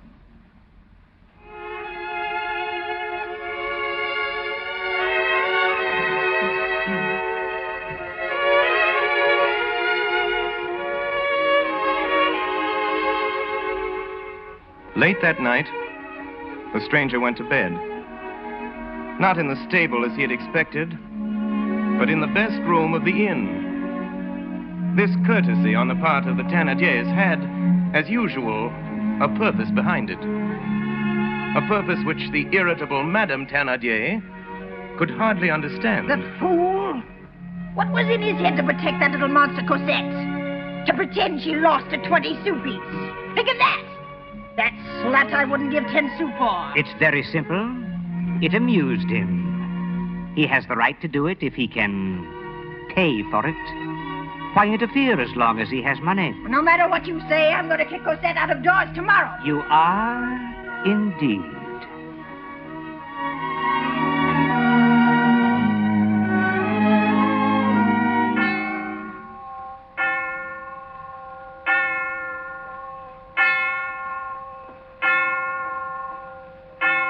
Up so soon, monsieur? Are you leaving us already? Yes, madame. I'm going away. Monsieur, then, has no business in Montfermeil. No, I have not. Do you do a good business here, madame? So, monsieur. It is a very little place, as you see, and we have so many expenses. Why, that little girl eats us out of house and home. What little girl? Why, the little girl, you know. Cosette. Well, madame, suppose you were relieved of her. Cosette? Oh, monsieur, take her, keep her, carry her, stuff her, drink her, eat her, and be blessed by all the saints. Agreed. Really? You will take her away? I will, immediately. Call the child. Cosette! Where is my bill? How much is it? Here it is, monsieur. You owe us 23 francs. Ah, Thénardier, what news? He's going to take that beggar Cosette off my hands. I shall go fetch her at once. Cosette! 23 francs, you said. Here you are, monsieur. Pardon, monsieur. There is an extra charge for your candle. That will be 2 francs more. Oh, thank you, monsieur. As to the little girl, I must have some talk with you about that. Well, your wife seems anxious enough to get rid of her. That may be, monsieur. But I must say that I adore the girl. What? You wish to take our little Cosette from us. I'm afraid, monsieur, I cannot consent to that. It is true the child cost us money. It is true the child has faults, but we love her. We must all do something for God. After all, one does not give his child to the first traveler, you understand? I do not even know your name. Now, if I were to see perhaps some paper you have, a passport, perhaps? Monsieur Thénardier, people do not take a passport to come 5 leagues from Paris. If I take Cosette, I take her. That is all. You will not know my name or my abode. You will not know where she goes. And my intention is that she shall never see you again in all her life. Do you agree? Yes or no? In that case, monsieur, I must have 1,500 francs. I was prepared for this. 1,500 francs. There it is. Come along, dear. You're not frightened of me, are you? Here she is, monsieur. Wrap yourself up, child. It's cold, and we're going away. Wait, monsieur. My money. I've given you 1,500 francs, Monsieur Thénardier. You have your money. Come, Cosette. What luck, husband. He has taken the little wretch, and we have 1,500. Ah, don't be a fool. We might have had thousands. Why did he come here for the ugly brat? Who is he? In heaven's name, who is that man?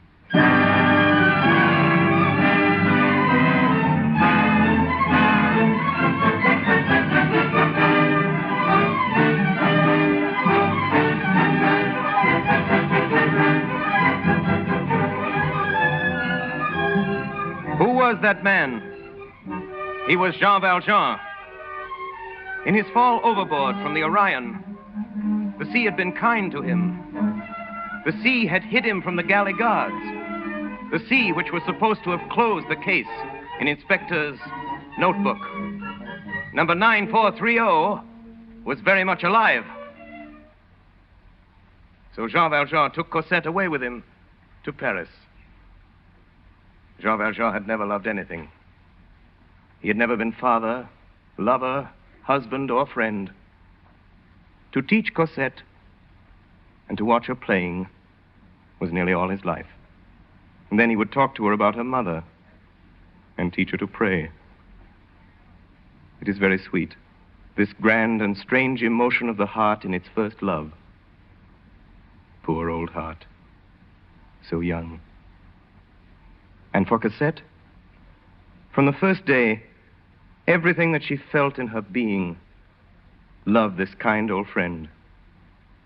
She called him father and knew him by no other name. Now, Jean Valjean was cautious. He never left the house in Paris by day, keeping prudently to the infrequented side alleys of the neighborhood. He would walk sometimes an hour or two at nightfall. Now, there was in that district an old beggar who sat crouched on the edge of a condemned well.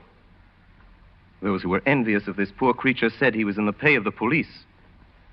He was an old church beadle of 75 who was always mumbling prayers. Jean Valjean never passed him without giving him a few pennies. One evening, toward the close of winter, as he was passing that way, he noticed this beggar crouched in his usual place under the street lamp. The man, according to his custom, seemed to be praying and was bent over. Jean Valjean walked up to him and put a piece of money in his hand. The beggar suddenly raised his eyes and stared into his face. Then he quickly dropped his head. It was over in a moment. But Jean Valjean shuddered. It seemed to him that he had seen by the light of the street lamp not the calm, sanctimonious face of the old beadle, but a terrible and well-known countenance. Some instinct kept Jean Valjean from speaking. He gazed at the crouching figure. The same form, the same rags as on the other day. He told himself he was mad, and he hurried home. T-R-E-E. See the bird in the tree. T-H-E. Cosette! What is it, Father? Quiet.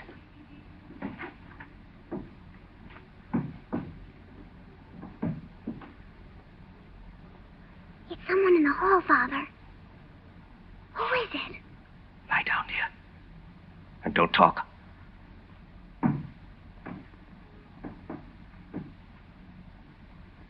He stopped, Father. He's just outside the door. Father, why are you blowing out the light?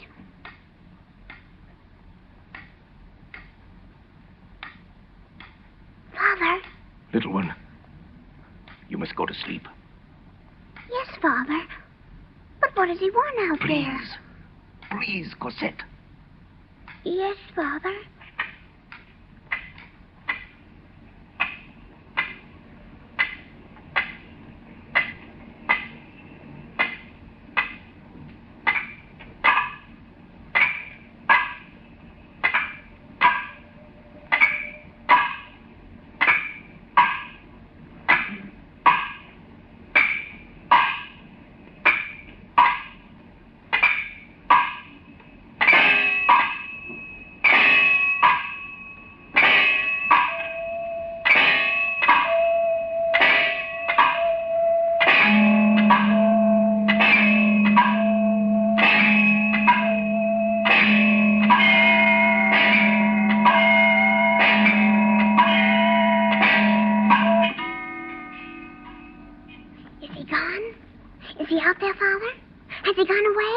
Put on your clothes, Cosette.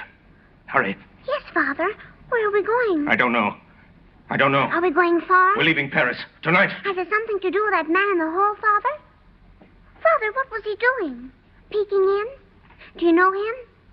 I know him. What's his name, Father? His name is Javert. Through the sleeping city, through the narrow, silent streets, running, creeping, doubling, backing, describing 100 sly patterns in the labyrinth of back courts and alleys and passageways, ran these two hunted beings. The old convict who had been the mayor of a city, the little child who had been a slave, frightened, breathless, unspeaking, fleeing the terrible policeman, fleeing Javert. He came to a blind alley. There were high walls there, and to the left, at the corner where a street began, Jean Valjean saw a sentinel. He felt as if caught by a chain that was slowly winding up.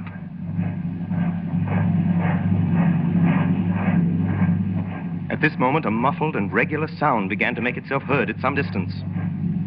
Soldiers. Jean Valjean saw the gleam of their bayonets. They were coming towards him. They came slowly, stopping to examine the recesses of the walls, to search the entrances of doors and alleys.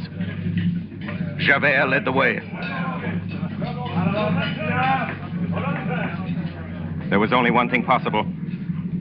In the prison ships, the old convict had learned a strange art.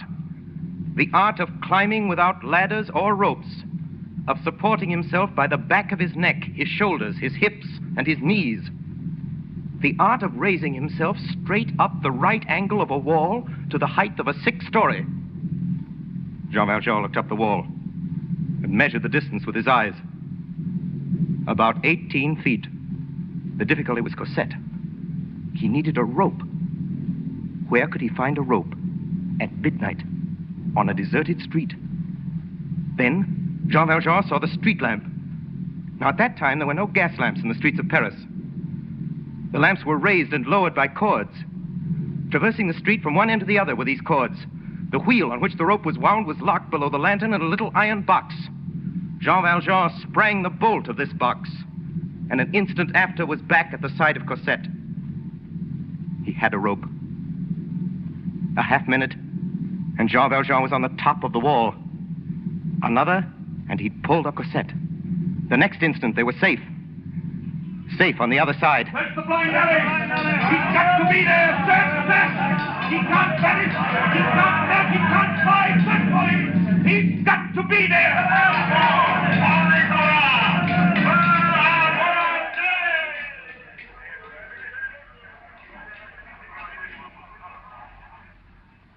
Father. Yes, Cosette. Can I talk now? Yes, little one. Father, where are we? What is this place? I don't know, my child. Father, how long will it be till Javert finds us here? He won't find us here.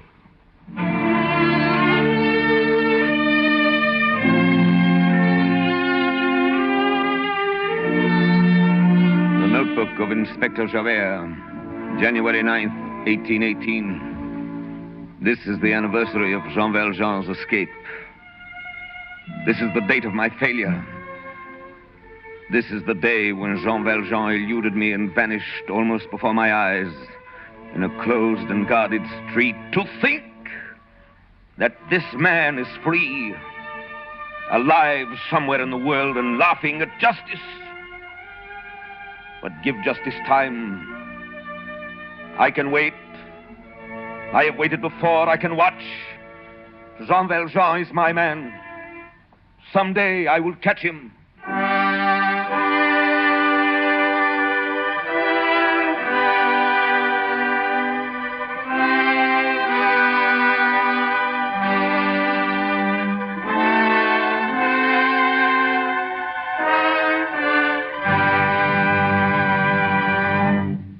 WOR and the Mutual Network have brought you Part 4 of Victor Hugo's absorbing masterpiece, Les Miserables, the episode which was called Cosette.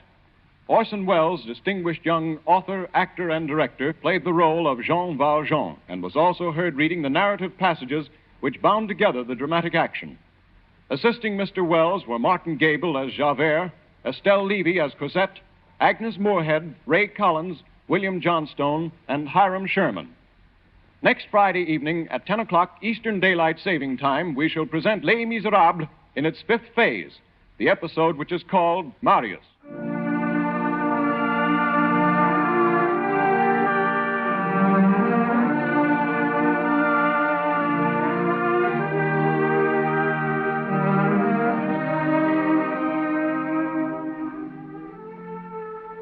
This is the Coast to Coast network of the Mutual Broadcasting System.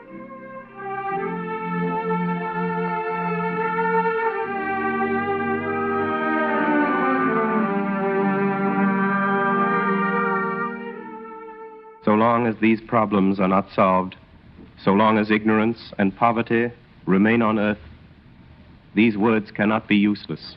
These are the words which preface the fifth of 7 broadcasts based on Victor Hugo's great novel, Les Miserables. WOR and the Mutual Network present Orson Welles, distinguished young author, actor, and director, in an adaptation of the book which he has created especially for radio.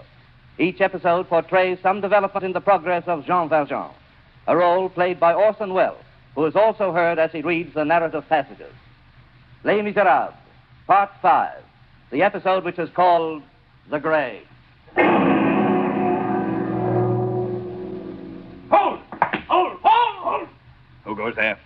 Police Lieutenant on special duty for Inspector Javert. Any news of Jean Valjean? Have you caught him? Caught him? We thought we caught him. Just look. Bright moonlight, 24 of us, a whole street full of police, a blind alley, and Javert himself. And would you believe it, Lieutenant? He got away. I'll bet Javert's boiling. Where is he now? Out in the fields with the first squad.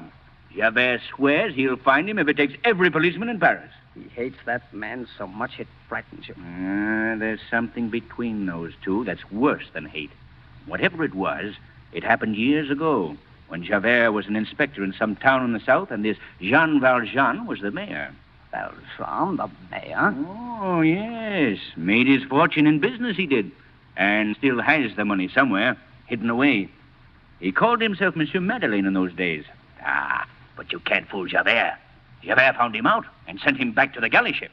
The double chain. How did Valjean get out of that? How did he get out of this tonight? And mark you, Lieutenant, this time he had a child with him. Yes. Javert has spoken of that child. Yes. The offspring of some criminal woman, Jean Valjean, protected from Javert when he was mayor. It is very sordid. But where did they go? Where could they go? Look about you, Lieutenant. Where is there room for an old man and a little child? What's beyond those walls? Oh, what does it matter? No living man could climb those walls. These things are not to be understood. The convict has vanished, and there's an end to it. And if I know Jean Valjean, he won't be caught. Yes, my friend. But if I know Javert, you'll go on hunting him.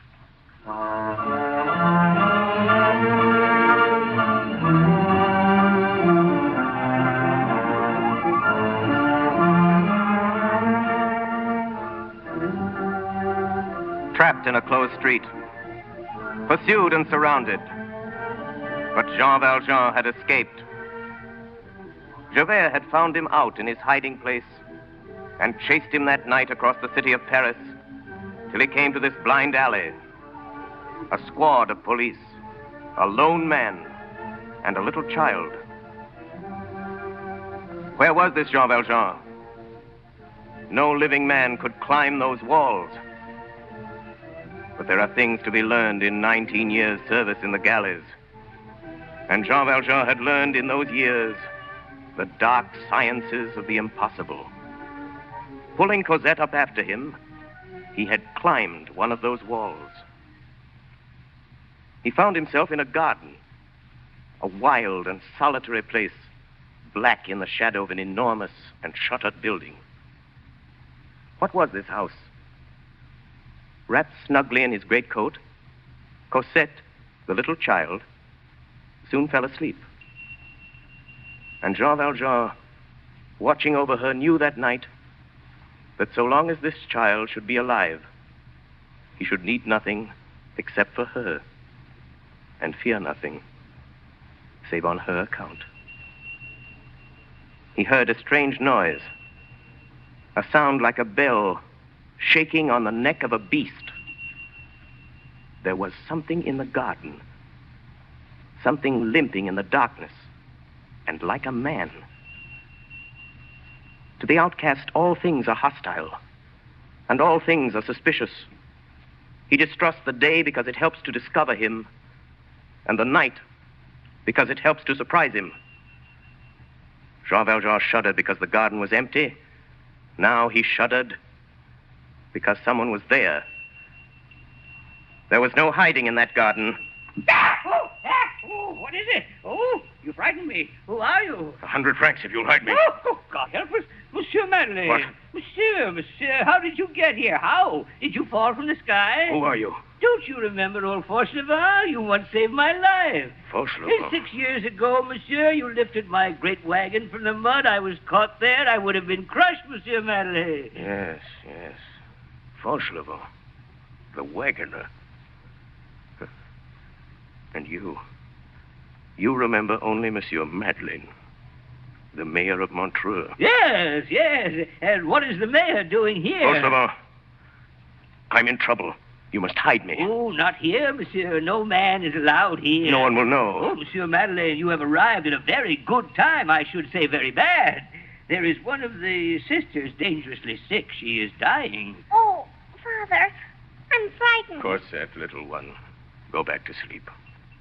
There's nothing to be afraid of. Monsieur, why do you wear that bell on your knee? They put it on me, my child, so they know when I'm coming. Fauchelevent, what is this place? Oh, don't you know, Monsieur Madeleine? You sent me here. It was your recommendation that got me the job as gardener, monsieur. It's a convent. A convent? Yes, monsieur, the convent of the Perpetual Adoration, and a young ladies' school. But how did you get here? Old friend, let it go that I fell from the sky. Well, I believe it, monsieur. You don't need to tell me. I believe it. God must have taken you into his own hand to have a close look at you and then put you down. Only he meant to put you in a monastery, and he made a mistake. Listen, the nun is dead. Oh, Father. Shush. Cosette. What is that bell? It is the death knell. That bell will strike every minute for 24 hours until the body goes out of the church. You hear it? It's like I told you, a stroke every minute. It is the rule of the convent. Fauchelevent, what do you do here? I am the gardener, monsieur. A gardener? Of course. Fauchelevent, I'm in danger. Oh. Will you save my life? Oh, ask me anything on earth. Give me a job. A job, Monsieur Madeleine? You, the mayor of Montreux? Forget Monsieur Madeleine. I must have a job. I must stay here. No one must see me. Don't you see? This convent would save us. Oh, but the little girl, monsieur. Cosette shall be entered into the school. Please, old friend, make me your assistant in the garden. Present me as your brother. The Reverend Mother might consent. But there is one thing. You see, monsieur, the gates are locked. The mother prioress will want to know how you got into the garden, and, monsieur, I won't be able to tell her. What do you mean? You can't enter the convent from here, monsieur. They must admit you from the street. From the street? No, there must be some other way. Oh, no, there is no other way, and here's the difficulty. The porter, not me, unlocks the gates. In order for you to come in, it is necessary that you should get out. For me, you have fallen from heaven because I know you. But for the nuns, you must come in at the door. I see. For the child, it would be easy. I have my door, which opens to the court. I knock, the porter opens. I have my basket on my back. The little girl is inside. I go out. It's all very simple, monsieur. Very simple, Monsieur Madeleine, except for you. Well, can't you smuggle me out some way? Like Cosette? Undercover? It's not possible, monsieur. There's the bell for me. It's the Reverend Mother. She wants to see me. I wonder why. Monsieur Madeleine, don't stir from this shed. It's worth your life. I'm coming. Wait a moment. I'm coming.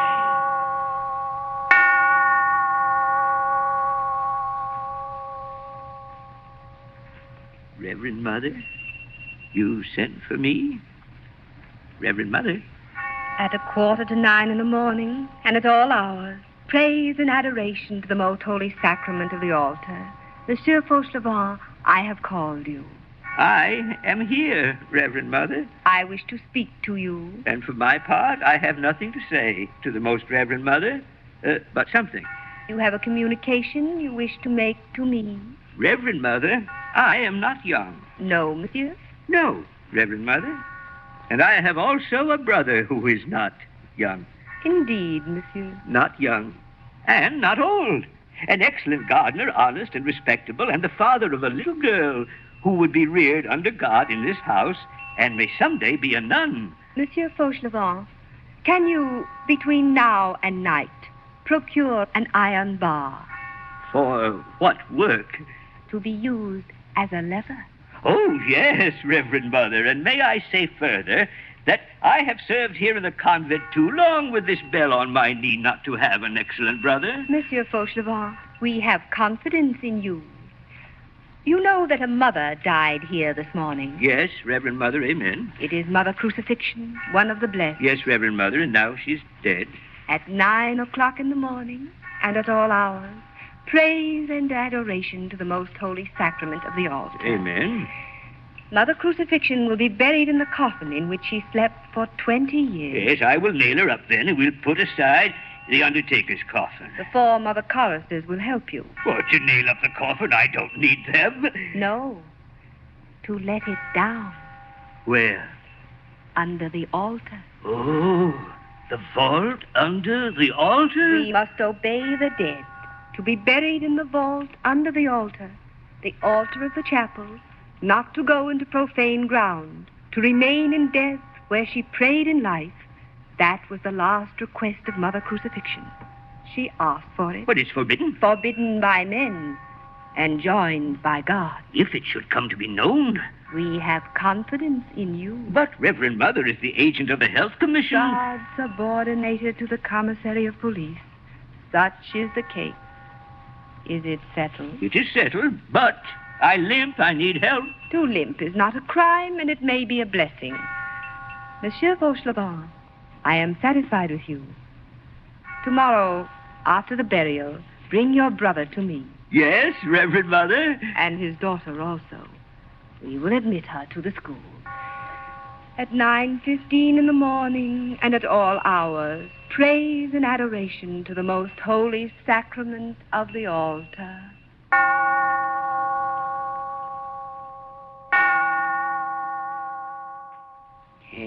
So you see, Monsieur Madeleine, that's the only thing wrong with the whole idea. The government coffin. The government coffin? The coffin from the administration. You see, Monsieur Madeleine, when a nun dies, the municipality physicians come and say, there is a nun dead. The government sends us a coffin, and the next day a hearse and some bearers to take it to the cemetery.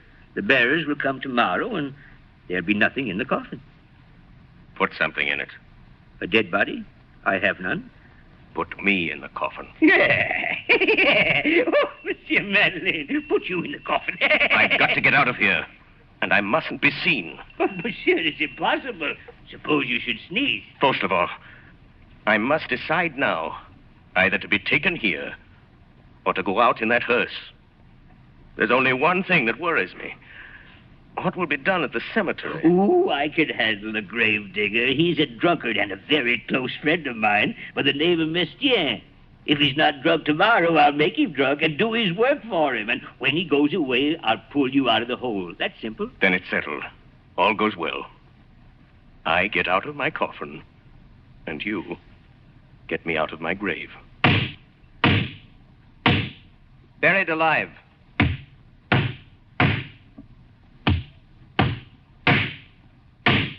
Jean Valjean had arranged his coffin so he could live in it and breathe a very little. He was calm. He counted on that drunken gravedigger, old Fauchelevent's friend, the gravedigger Mestienne. The plans were perfect. They would take him in the coffin to the graveyard, thinking he was the nun.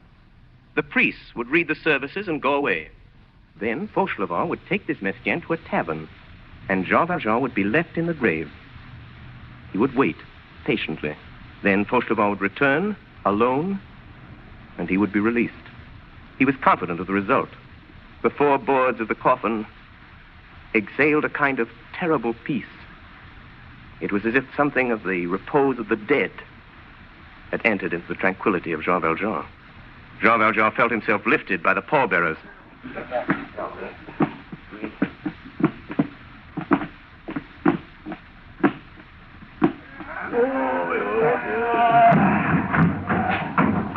He felt himself thrown into the hearse.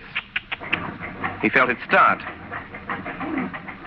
He felt himself driven from the clattering pavement of the streets to the hard ground of the boulevards, out to the open country and the grave. The boards of his coffin were thin, and Jean Valjean, lying there, could hear clearly what was spoken above him. Pull up! Pull up! Rein in, driver, let me on. Who are you? I'm the grave digger. The grave digger? You? The grave digger, me. Let me on. The grave digger is Father Mestienne. The grave digger was Mestienne. He is dead. I am the grave digger. I tell you, the grave digger is Father Mestienne. After Napoleon, Louis XVIII. After Mestienne, Gribier. Peasant, my name is Gribier. Oh, so Mestienne is dead, is he? Oh, let's go have a drink. I never drink. Comrade, I am the grave digger of the convent. My colleague, I salute you. Let's have a drink. I have studied. I have graduated. I never drink. Comrade Gravedigger, we must make each other's acquaintance. It is made. You are a peasant. I am a Parisian. Yes, I don't think you know, my comrade, how important it is that we know each other very well. Oh, very well indeed, comrade. Over a glass of something strong. I have told you, peasant, I never drink. Please, comrade gravedigger. I ought not to be a gravedigger. I was intended for literature. Indeed, peasants, I am still a public scribe. You are not the gravedigger? One does not prevent the other, peasant. I accumulate. Good. Let's have a drink. Let's have a drink. Let's have a drink. Ding, dong, liquor, liquor. Have you no other topic of conversation? I'm a superior man, peasant. By day, I am a letter writer. I am the scribe of our most prominent bakers and cooks. In the morning, I write love letters. In the evening, I dig graves. Such is life. Just one little good, strong drink. Business first. Whoa! Here we are at the graveyard. Here is the good priest and his choir boy waiting for the performance of the last rites. And here is my beautiful, fresh grave. Come, peasants, lend a hand with this coffin. Every word, clearly. Jean Valjean could hear clearly what was spoken above him. In terre pulvere, e vigilabunt, alii in vitam aeternam, et alii in opprobrium, ut videant semper, de profundis, requiem aeternam donae Domine, et lux perpetua luceat ei, requiescat in pace. Amen.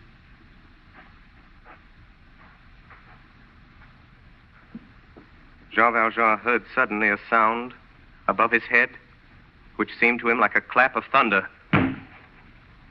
It fell on the coffin lid over his face. It was earth. Earth from a spade. 4 inches from his face. They were burying him. It stopped up the air holes. He couldn't breathe.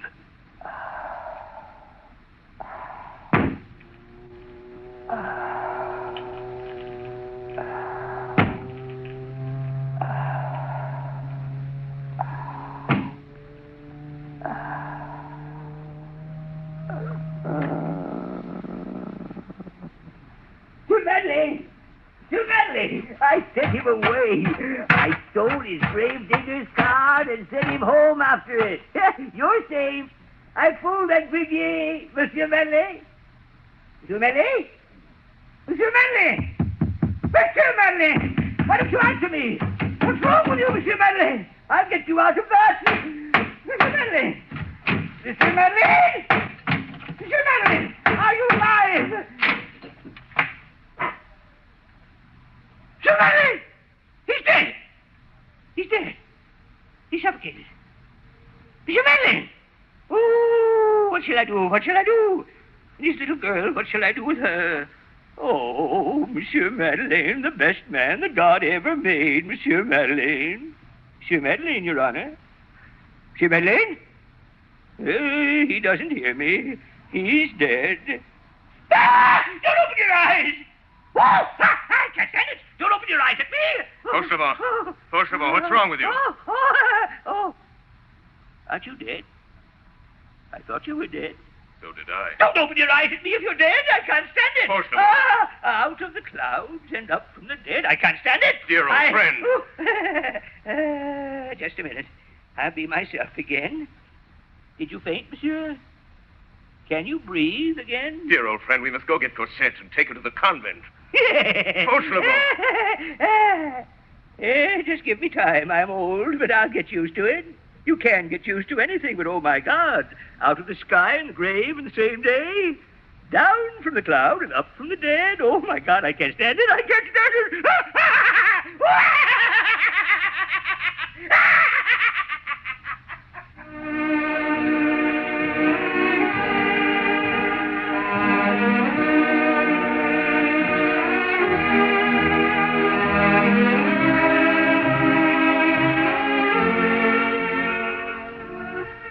Javert, the inspector of police, watched the street where the convict, Jean Valjean, had disappeared. A hearse came out of the convent and passed Javert on its way to the cemetery. An old gardener came out of the convent and passed Javert carrying a covered basket. This gardener returned to the convent with another old man and a little child. He passed Javert in a carriage. For 3 months, Inspector Javert watched that street, and then he went away. In the convent, all was peace. The community was grateful for the services of its gardener. His niece was admitted to the school, and his brother was given a post as his assistant. So all went well for Jean Valjean. The years passed by. Cosette growing up in the school. Jean Valjean close to her in the convent garden and watching her as she grew. Omnia vincit, ad astra per aspera. And so she grew. Non eget Marius, Iaculis nec arcu nec venenatis, gravidas agitis, usque veretra. When Cosette was 14, Jean Valjean withdrew her from the convent school. He took a little house for her in the outskirts of the city, and they lived there together, very quietly. Perhaps the police had forgotten Jean Valjean. Perhaps Javert had stopped watching. You have an interesting story, monsieur. Now, what is your name again? This is simply for the record. Marius. Marius Pontmercy. Age? 20. Occupation? I'm a student. When did you meet this girl, Cosette? And why have you come here to the police? I saw her first 3 years ago in the Luxembourg. She used to walk there with the old gentleman, her guardian. And I've come to you because she's disappeared. Is the house empty where this couple lived? Deserted. You've searched for them and inquired after them diligently, and their whereabouts are unknown. What do you suspect? Well, I don't know. The old gentleman was eccentric. Explain yourself. Well, he kept strangely to himself. He never left the house except at nightfall. It was almost as though, well, as though he were hiding from someone. And the girl, Cosette? She is quiet, monsieur, but very beautiful. I see. When you last saw this Cosette, did she speak to you of anything untoward? Can you remember any circumstance which struck you as peculiar? Yes, monsieur. The old gentleman seemed frightened. Frightened of what? Well, I can't explain it, monsieur. There was a man Cosette had seen, or thought she'd seen, standing on the edge of the garden. The old gentleman seemed to be frightened of that man. Did you see this man? I don't know. I saw a shadow. If it was a man, he was big like yourself, monsieur. And I don't know how he got there or how he moved so quietly. Cosette said that he wore a long gray coat and a flat hat and carried a stick. I remember her telling Monsieur Fauchelevent. Is that what he calls himself? What did you say, monsieur? Nothing. How long afterward did they disappear? Why, they must have left that night, monsieur, when I'd gone home. It's 5 weeks now since I've seen her. Monsieur Marius, don't trouble yourself any further. Your loved one shall be returned to you. I will look for that girl, and I will look for that man. I will look very carefully for that man, and I will find him. If you hear anything else, please notify me at once here at police headquarters. My name is Javert. Good day, monsieur.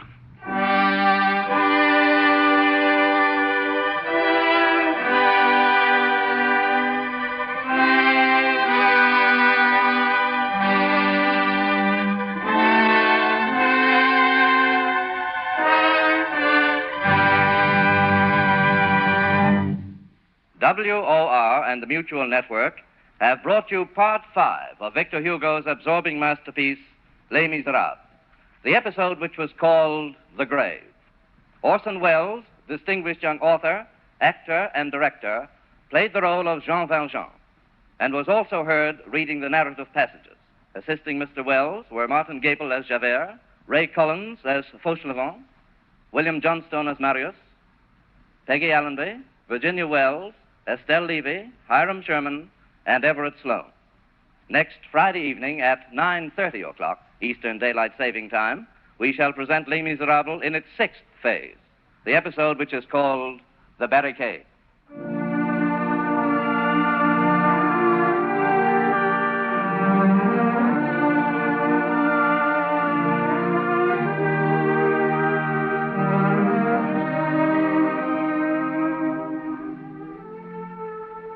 This is the Coast to Coast network of the Mutual Broadcasting System.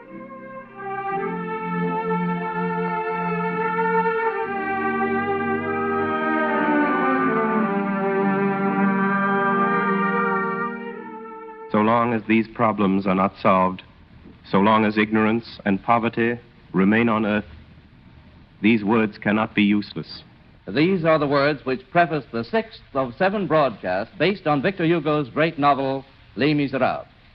WOR and the Mutual Network present Orson Welles, distinguished young author, actor, and director, in an adaptation of the book which he has created especially for radio.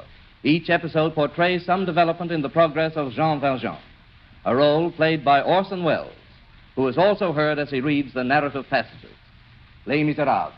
The story of Jean Valjean and Inspector Javert. The episode which is called The Barricade.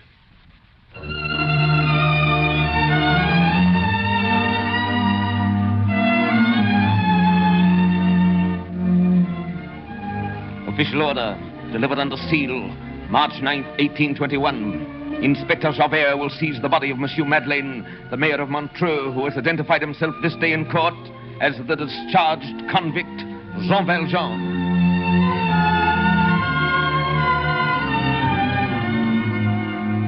Six times from the galleys, twice from the double chain, and twice from under my grasp.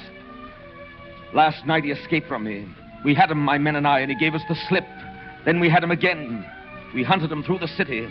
His flight was embarrassed by the child Cosette, whom he carried in his arms. We were on every side of him. The walls were too high to climb. He was surrounded. He was trapped in a closed and guarded street. And he disappeared. Jean Valjean has escaped. 1832. Sedition, mutiny, rebellion. These are dangerous times. Never before has the vandalism and the lawlessness of the mob had such reign. The very government is in peril, and there are whispers of another revolution in France. We of the police are wakeful and vigilant. Here in Paris, the riotings of the people, led by some party of young fanatics, has grown to downright insurrection. And I have today intelligence of a barricade to be erected in a certain section of the city. True or no, this rumor is worthy of attention, and I'm going there in disguise to mingle with the revolutionaries. Today, June 6th, is the anniversary of Jean Valjean's escape. It's the date of my failure as a police officer. 30 years now I've been in this service. All this time, I've devoted to police duty the strictest honesty and watchfulness and discipline. I've given it my mind, my heart, and my hope. I've made it my whole life. But so long as this man, Valjean, remains alive and free in the world, my purpose is thwarted. My honor is a joke. For this Jean Valjean has become a principle in the order of my code. He is all that must be checked. He is crime. Worse than that, he is license. It's 12 years since I've seen him. I shall see him again. I shall know him when I see him, and he shall not escape. Once Valjean forgave me, I shall not forgive him.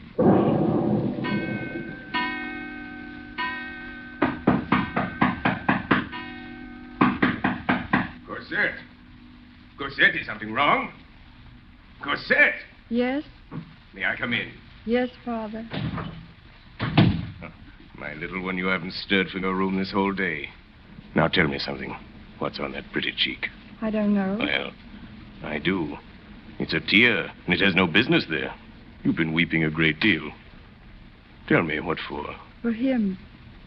What's his name? Marius. Marius Pontmercy. Tell me about him. We met at the Luxembourg. He's going to be killed. Father, why have they made that barricade? For protection, my child. It's a kind of fort for the revolutionaries. Marius is at the barricade. How do you know? He was a rebel. He pledged himself to the insurrection. He told me that. When did you see him last? I haven't seen him at all for 2 months.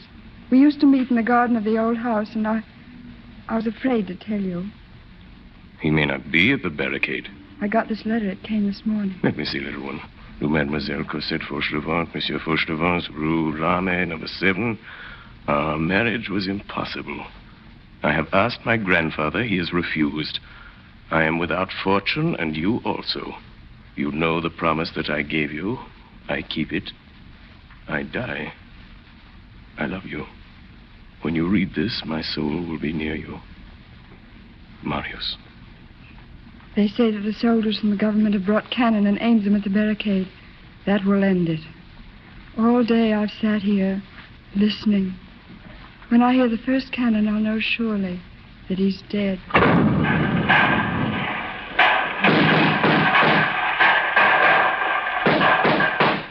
You man on the barricade! Do you wish to speak to us? Surrender quietly and perish your prisoner, and we'll give you fair trial. It is you who are on trial. Give up your prisoner, the police inspector. What are your terms? Our prisoner is not a hostage. He is a spy, a policeman who masqueraded as one of us.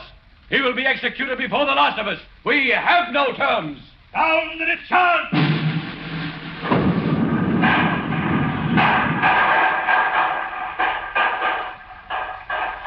Take command here.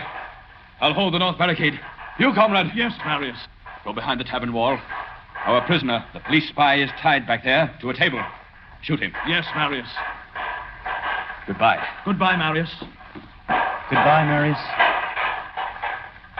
That's a brave man, comrade. Yes, that's a brave man. He has no fear of death. It's almost as though he were in love with her. There's one whom Marius loves more than death. He must be safe for her. Indeed? Who are you? I am her father. Father of Cosette? What are you doing here? How did you get into the barricade? No matter. I've come to save your comrade. He must not know that I'm here. Sound the discharge!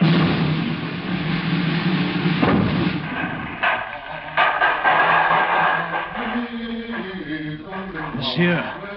Yes? Will you hold this position for me? I have orders from Marius. I must go execute the spy. Who is the spy? A police inspector who impersonated a revolutionary and was caught here on the barricade. I am to shoot him. A police inspector? Yes, monsieur. His name is Javert. Let me shoot him. What, monsieur? Let me shoot him. You hold the post. Very well, if you wish it. I wish it. Where is he? Where is Javert? Around the corner of the street, monsieur. Tied up behind the wall. Down the discharge!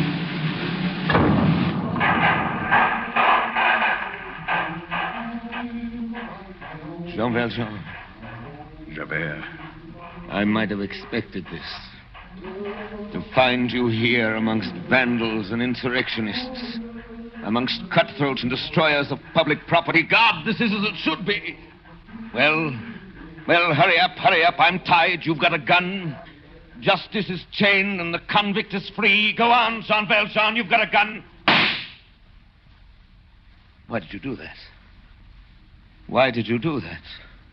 Jean Valjean, why did you fire that gun in the air? Have you got a knife? I knew it.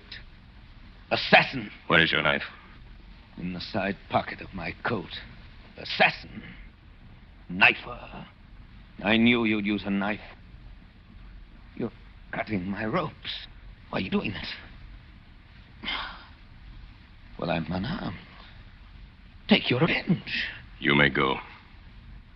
What do you mean? The back streets are open. You're known to the army. They'll recognize you and you'll be safe. There's none here but us. You fool. Let me go and I'll get you. You know that. Alive or dead, I'll get you. I don't expect to leave this place. But if I should, you could find me under the name of Fauchelevent in the Rue de l'Armée, number 7. Fauchelevent. Rue de l'Armée. Why don't you kill me? Number 7. Number 7. I'll come for you. I'll be waiting.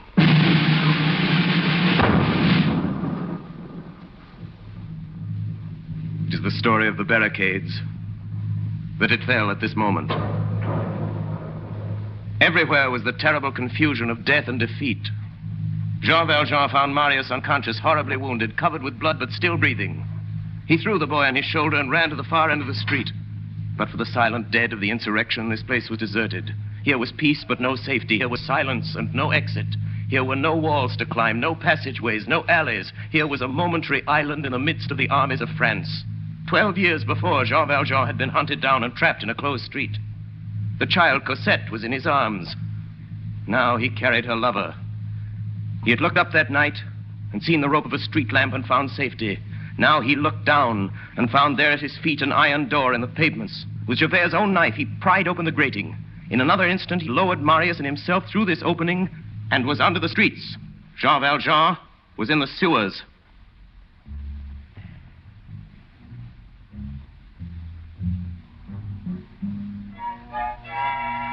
Paris has another Paris under herself. A Paris of sewers which has its streets, its squares, its blind alleys, and its circulation, which is slime. The sewer is the conscience of the city. In this lurid place there is darkness, but there are no secrets. Underneath these vaults we breathe the enormous fetidness of social catastrophe. We see reddish reflections on the corners.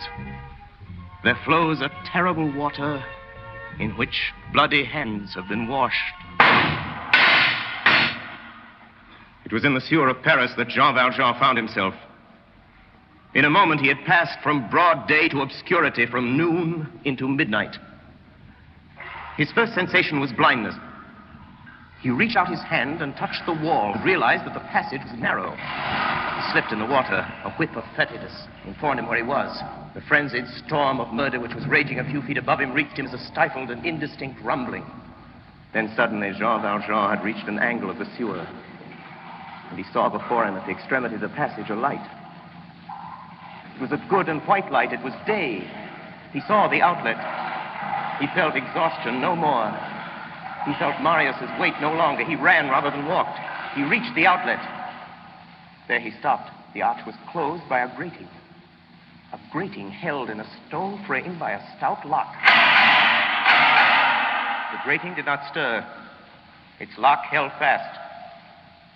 And suddenly Jean Valjean knew that a man was there, standing beside him, waist deep in the water. A man standing in the darkness. I've been waiting for you. It was Javert. You got here sooner than I expected. Inspector Javert? Yes, Jean Valjean. Grant me one favor. This boy is dying. Before you take me to prison, help me to carry him to his home. There's a carriage waiting on the beach.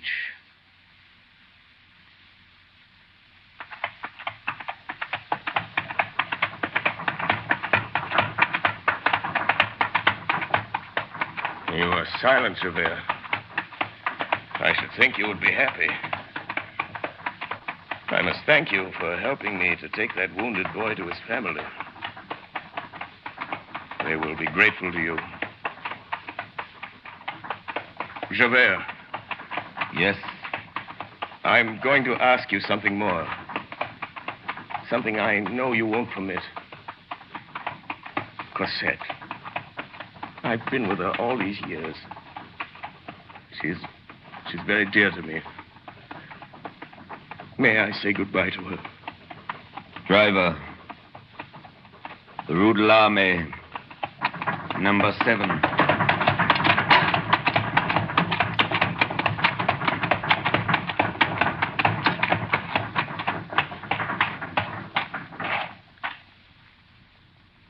Well, here's your home. Go up and see her. What are you waiting for? I'm waiting for you. I'll be here, below in the street. Then you trust me? I'll wait in the street. Jean Valjean ran up the stairway to Cosette's little room. He stopped at the landing and looked back through the window. He was bewildered by what he did not see. There was nobody in the street. Javert was gone.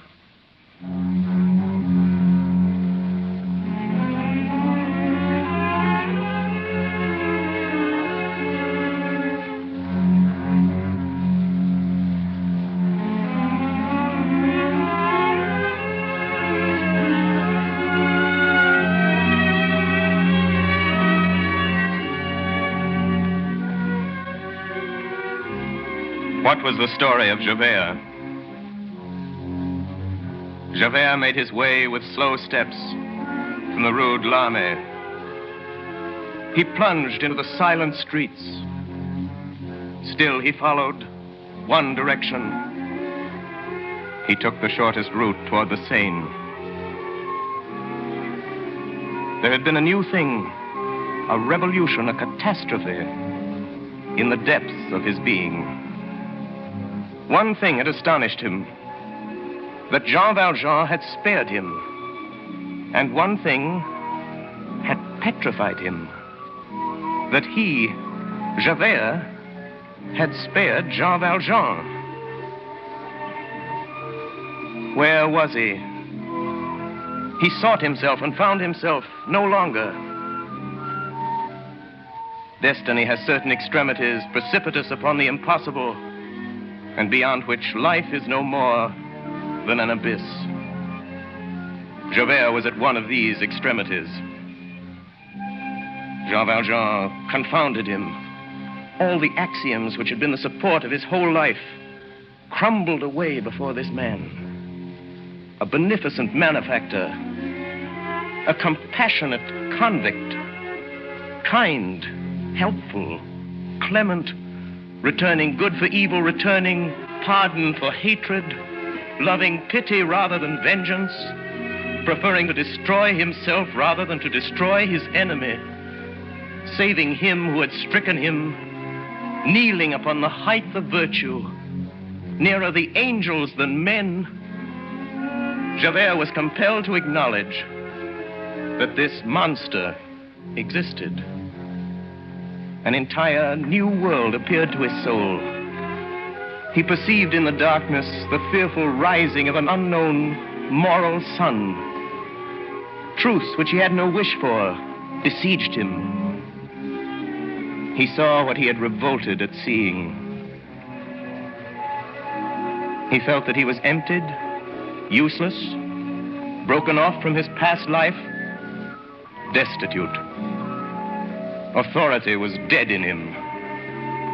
He had no further reason for existence.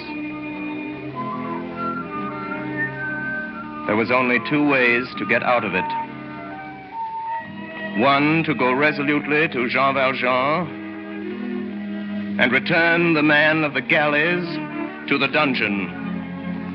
The other,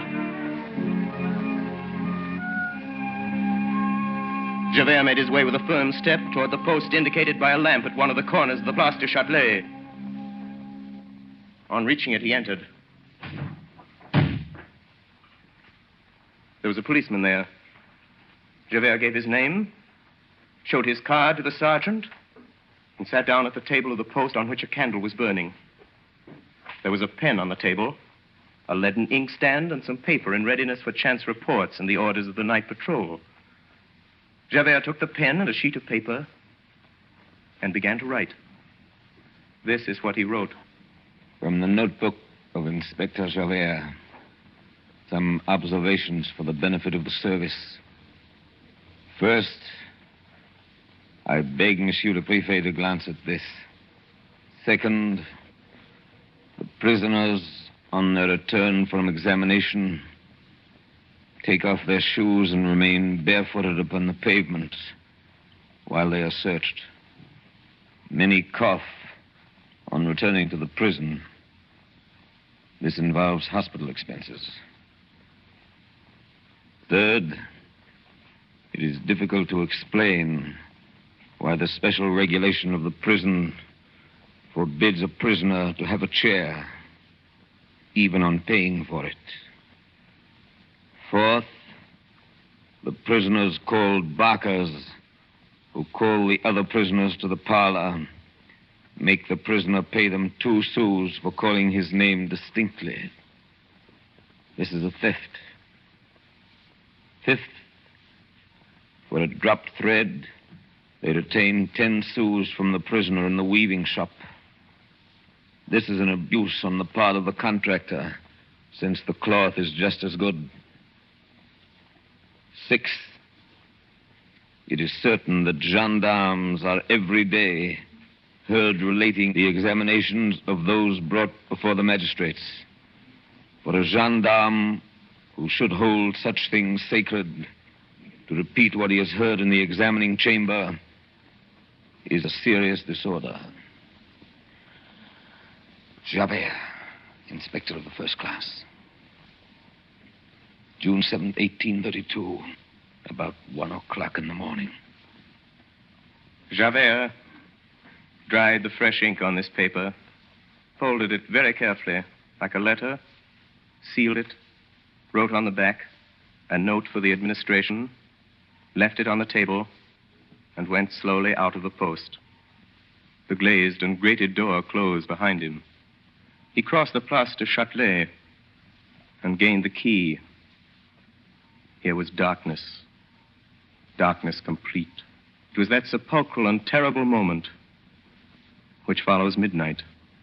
Javert was standing exactly over the rapids of the Seine, perpendicularly over that formidable whirlpool which knots and unknots itself like an endless screw. Javert bent his head and looked. All was black. What was beneath was not water. It was chasm. The wall of the quay, abrupt, confused, mingled with vapor, suddenly lost to sight, seemed to him like an escarpment of the infinite. Javert, inspector of police, 30 years in the service of France, stood there on that promontory of the darkness and looked into the end of the night. He saw nothing. But he perceived the hostile chill of the water and the insipid odor of the moist stones. A fierce breath rose up from that abyss. The swollen river guessed at rather than perceived the tragical whispering of the flood, the dismal vastness of the arches of the bridge, the imaginable fall into that gloomy void. All that shadow was full of horror. Javert remained for some minutes motionless on that pinnacle in the middle of the midnight, gazing into that opening of darkness.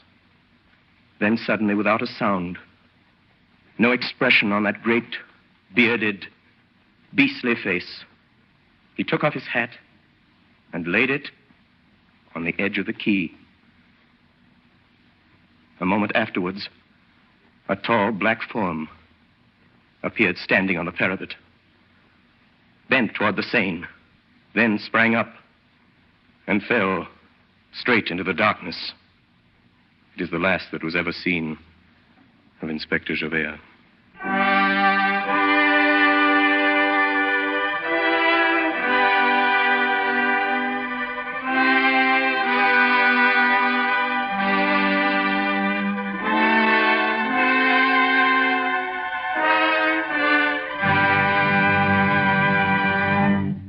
WOR and the Mutual Network have brought you Part 6 of Victor Hugo's absorbing masterpiece, Les Miserables, the episode which was called The Barricade.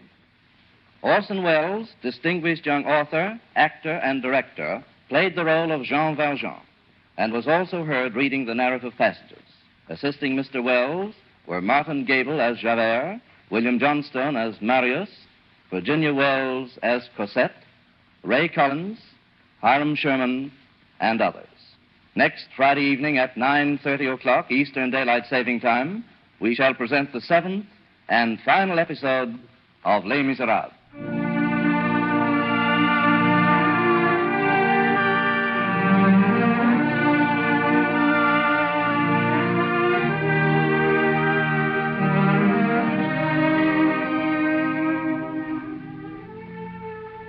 This is the Coast to Coast Network of the Mutual Broadcasting System.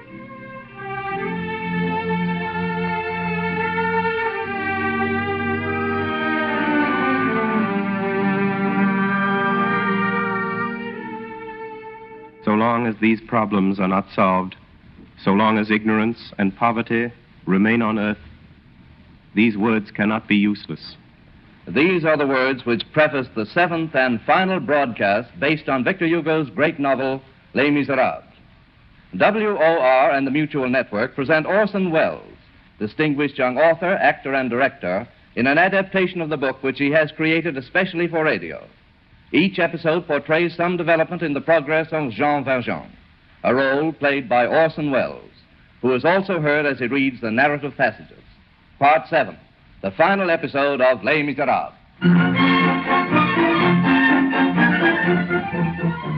In Paris, on the 16th of February, 1833, there was celebrated the marriage of Cosette Fauchelevent to Marius Pontmercy. The date of the wedding was Mardi Gras, and the ceremonies were held in a city gay with flowers and merrymaking. The bride's father, Monsieur Fauchelevent, having suffered a severe accident to his arm, was not present. Father, how good to see you. We missed you yesterday, but you've really come too early. Cosette is still asleep. But I can tell you the news. You are to come and live with us. It has all been decided. You are part of our happiness, Father. Cosette and I insist you share it with us. Monsieur. Is anything wrong? Is your arm still troubling you? There is nothing wrong with my arm.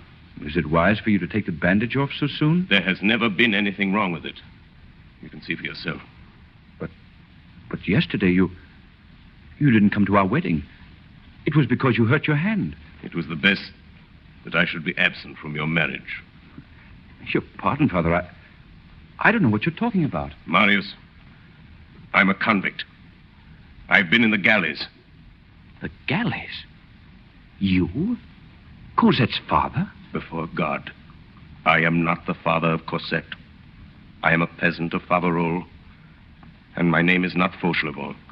It is Jean Valjean. That is true, monsieur. I believe you. Cosette is very dear to me, but... Well, 10 years, I didn't know Cosette existed 10 years ago. I am, after all, a passerby in her life. And today, our roads separate. She is now Madame Pontmercy. I can do nothing for her. I leave her to your care, monsieur. But you could have kept your secret. No one would have known. Perhaps not, monsieur, but I shall always know. You think I might have been happy with you. Have I the right to be happy? Suppose I remain Monsieur Fauchelevent. I come to stay with you. We are together. And some fine day, while we're laughing and chatting, you hear a voice shout, Jean Valjean, and the police spring out of the shadow and tear off my mask. What then? Father, dearest, I've missed you so. Cosette, Father. We're talking of business. Father, you're pale. Did your arm hurt you? It is well. What is it then? Are you sad? No. Then kiss me. That's better. Now I shall stay. Cosette, darling, we have something to finish. You still want me to go? Very well, I shall. But don't be long, please. Poor Cosette.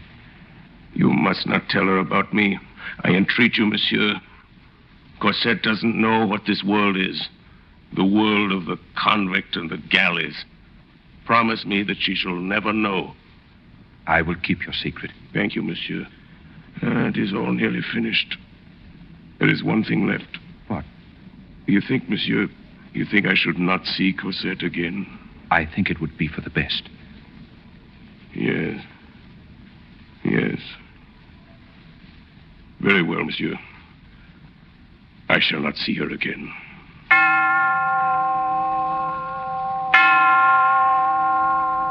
Jean Valjean was a convict, but the bridegroom Marius did not know the story of his crimes.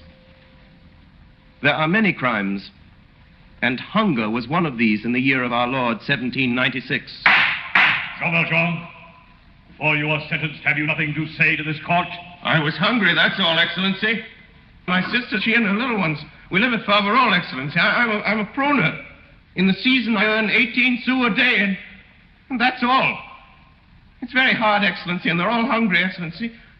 Much more hungry than me. Prisoner, this court finds, proven finally against you, the crime for which you are on trial, namely the burglary of a loaf of bread. Excellency, what does that mean? It means you're a thief. Guilty. 5 years in the galleys. The galleys.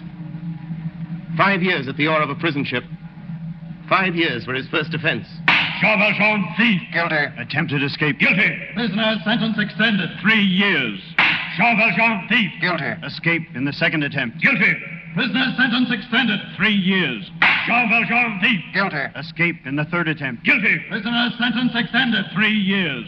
Jean Valjean, thief. Guilty. Escape in the first, second, and third attempts. Guilty. Escape in the fourth attempt and resistance. Guilty. Prisoner, sentence extended in the double chain. 5 years.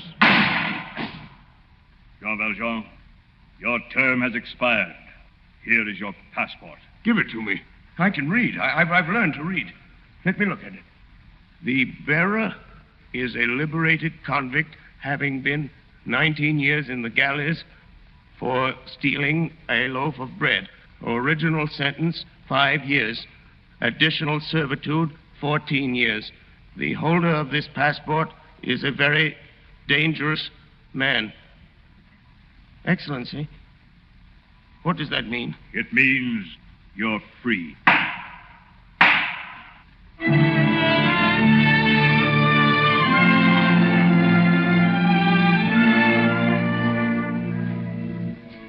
What had been the life of this soul? In weariness, in agony, under the whip, under the chain, in the cell, on the convict's bed of plank, under the burning sun of the galleys, Jean Valjean turned to his conscience and reflected. Human society had done him nothing but injury. He had no weapon but his hate. He had resolved to sharpen it in the galleys, and he had taken it with him when he went out. So the passport was right. The yellow passport, which described Jean Valjean as a very dangerous man. It was right that October night in 1815.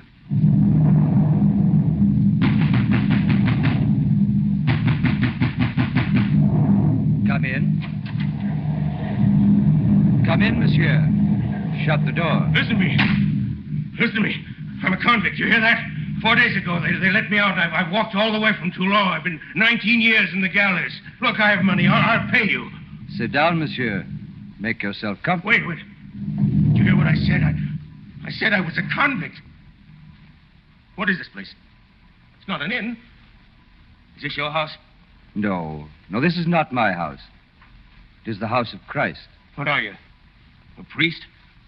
Aren't you afraid of me? No, monsieur. Aren't you afraid of me?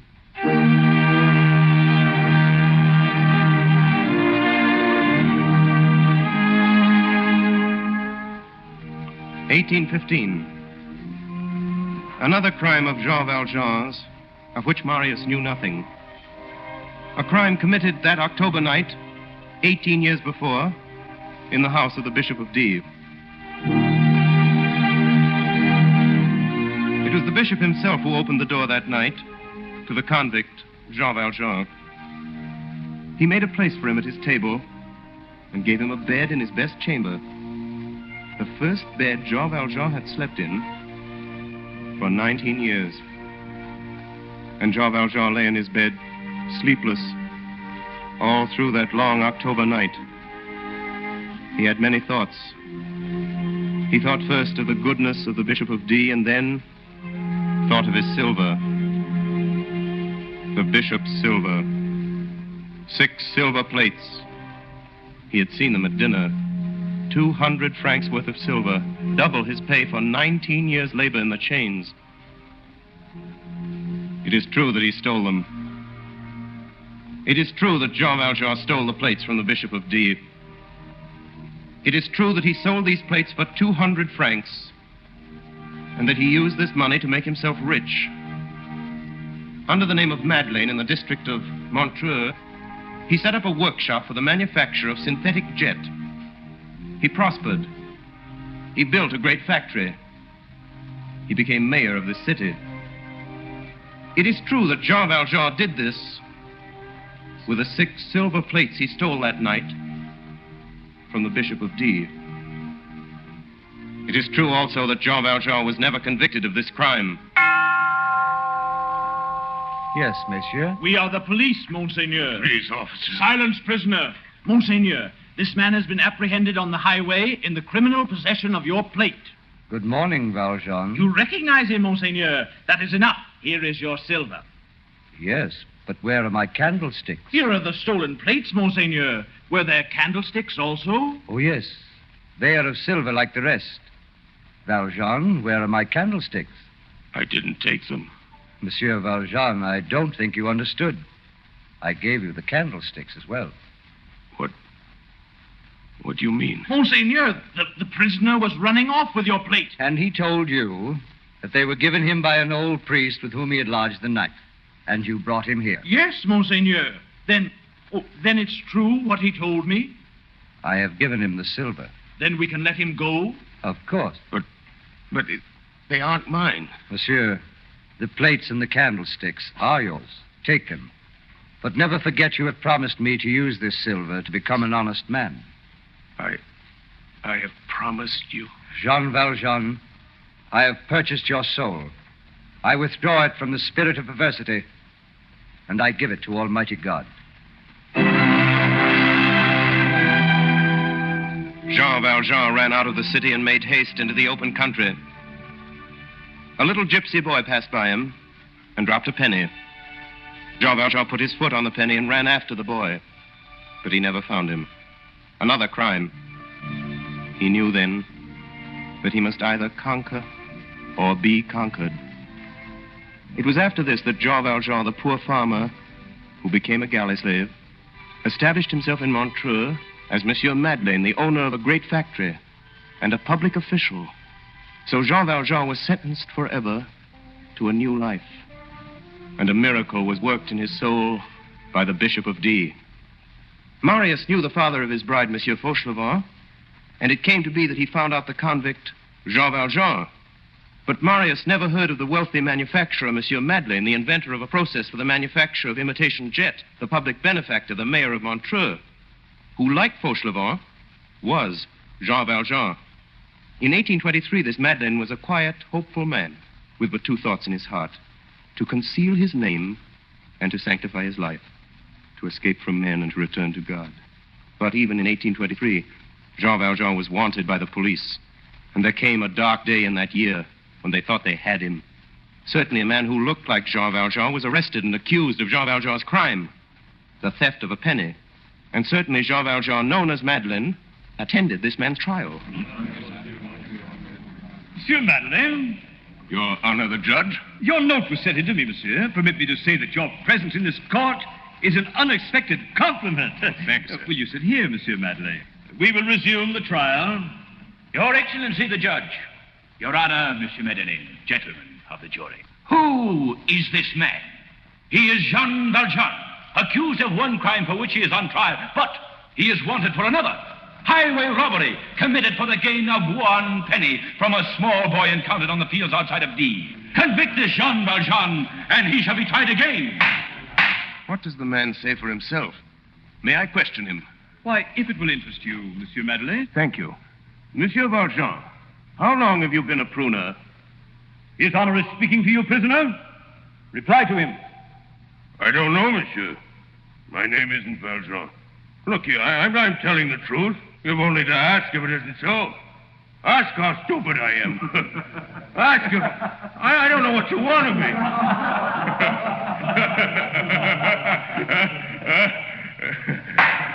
Officers, enforce order. I am about to pronounce sentence on this man. One moment. Your Excellency. Your Excellency, may I be permitted a few words on behalf of the accused? I'd like to tell you about Jean Valjean. Why, certainly, Monsieur Madeleine. Excellency, they were right when they told you that Jean Valjean was an outlaw. It's true he was a galley slave. It's true he was a criminal. The pennies were stolen, and the loaf of bread, and the bishop was robbed. But mark you, gentlemen, the galleys make the galley slave. This man was a poor peasant, an idiot. He was changed in the galleys. He was stupid. He was made wicked. He was saved later by indulgence and kindness, as he was lost by severity. You won't understand this. There are some things which cannot be told. I cannot relate to you the story of Jean Valjean's life. Someday you will know it. He has done what he could. He has disguised himself under another name. He has desired to enter again amongst honest men. It seems this cannot be. Gentlemen, your prisoner is not he who is on trial before you. Release this man. He is innocent. Gentlemen, I am Jean Valjean. Jean Valjean, you are charged with concealing your identity and changing your name. How do you plead? Guilty. Jean Valjean, you are sentenced to hard labor in the galleys under the double chain for the rest of your life. But Jean Valjean escaped from the galleys that same year and was never retaken. He was hunted. For 11 years he lived in the shadows, cowering, sometimes no more than a step from the terrible creature who pursued him, the policeman, Javert. But now Javert was no more. Small comfort now. Cosette was no more. She belonged to another. She whose childhood was passed in his sight like a summer's day, whose cares were his only care, whose joys were his only joy, who shared with him his only happiness in a long lifetime of misery, who owned his heart and a whole lifetime of love. Her he had given up, totally. He was wealthy, he relinquished wealth. He was free, he relinquished freedom. We have seen Jean Valjean give up the world to save a man from the galleys. The cost was not so great to him as this. I have purchased your soul.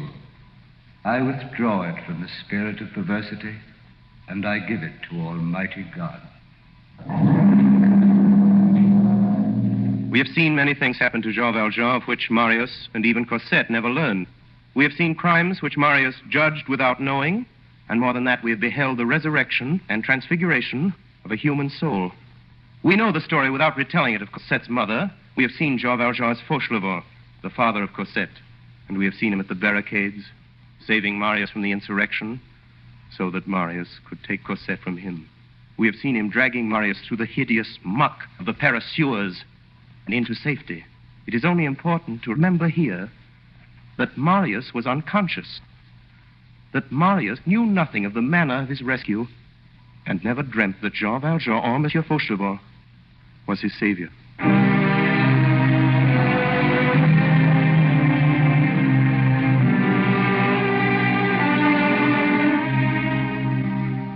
During the months which followed, Jean Valjean came no longer to the house where Marius Pontmercy lived with his wife Cosette in the Rue de Cablère. But shopkeepers in the neighborhood noticed that every day an old man dressed in black came towards that street. When there were but a few houses left between him and this street which appeared to attract him, His pace became so slow that at times it appeared as if he ceased to move. And when he reached the street, he stopped, trembled, put his head with a kind of gloomy timidity beyond the corner of the last house, and looked into the street. There was in that tragic look something which resembled the bewilderment of the impossible and the reflection of a forbidden paradise. He remained thus a few minutes, as if he had been stoned. Later, the old man ceased to go as far as this corner, and then one day, he did not appear. Jean Valjean was very ill. Come in.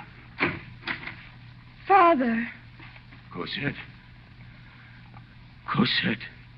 Is it you, Cosette? Father, where have you been? Why have you left us so long? Oh, so you're here, Monsieur Marius. Do you forgive me? Forgive you? He asked me to forgive him after what he has done for me. Monsieur, I have done nothing for you. Nothing? You saved my life. You must be mistaken, monsieur. I was mistaken, but not now. Perhaps you've forgotten a certain coachman. The coachman who drove you through the streets of Paris during the fighting. He has told me everything. Marius, what do you mean? But for your father, I wouldn't be alive today. My darling, he was the man. That barricade, the sewer, he went through it for me, for you, Cosette. He bore me through death in every form. Why have you not told it before? I told the truth. No, not the whole truth. I owe my life to you. Father, your hands are colder. Are you suffering? No. I am not suffering. On the contrary, my little one, I'm very well, only... Only what, Father? I shall die in a few minutes. Father. It is nothing to die. It is frightful not to live. Father, here, we will help you. Cosette, he must lie down. Now, children, I want you to listen to me. This money belongs to you. I've written you a letter about it. 600,000 francs. Every penny earned honestly from the jet factory at Montreux. I shall have lost my life if you do not enjoy it. You see, the black jet comes from England, and the white jet comes from Norway. You understand then how much money can be made, and then the glass must be bent, not soldered. It's all written out. There. Now come closer. Come closer, both of you. Father. You'll weep for me a little. Not too much. You must amuse yourselves a great deal, my children. 12 dozen cost only 10 francs and sell for 16. And that's really a good business. And you can be rich without concern. You'll find my letter, Cosette. I've written it all down to you. And, Cosette, I bequeath the 2 candlesticks. There, on the mantel. They are silver, but to me they are gold. They are diamond. They were given me by the good Bishop of D. I wonder, will he be satisfied with me in heaven? I've done what I could. Father, do you want a priest? No. I have one.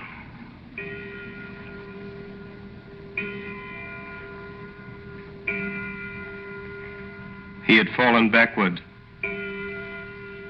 The light from those silver candlesticks, the candlesticks of the Bishop of D, fell upon him. His white face looked up toward heaven.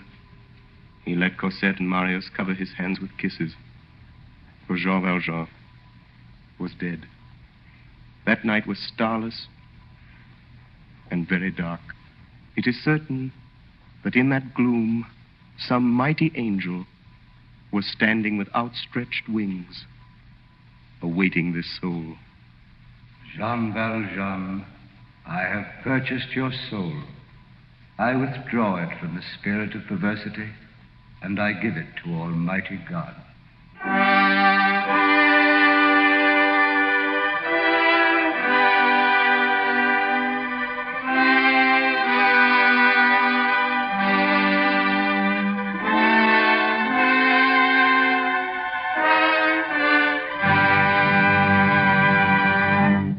WOR and the Mutual Network have brought you the seventh and final episode of Les Miserables.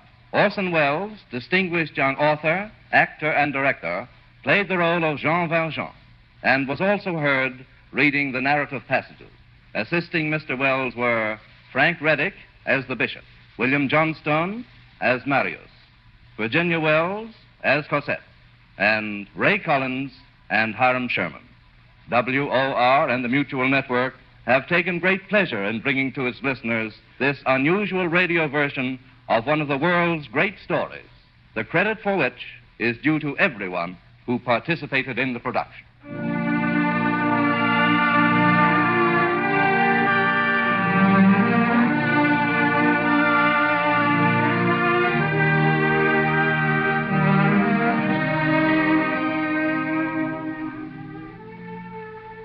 This is the Coast to Coast Network of the Mutual Broadcasting System.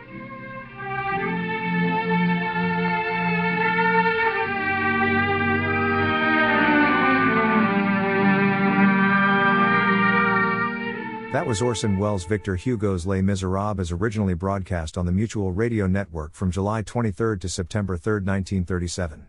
We will have more Orson Welles next week. Airchecks is a 3-hour podcast and is uploaded every Saturday and broadcast on the K-Tai Radio Network on Sundays at noon Pacific Time. See you at the same time and same channel.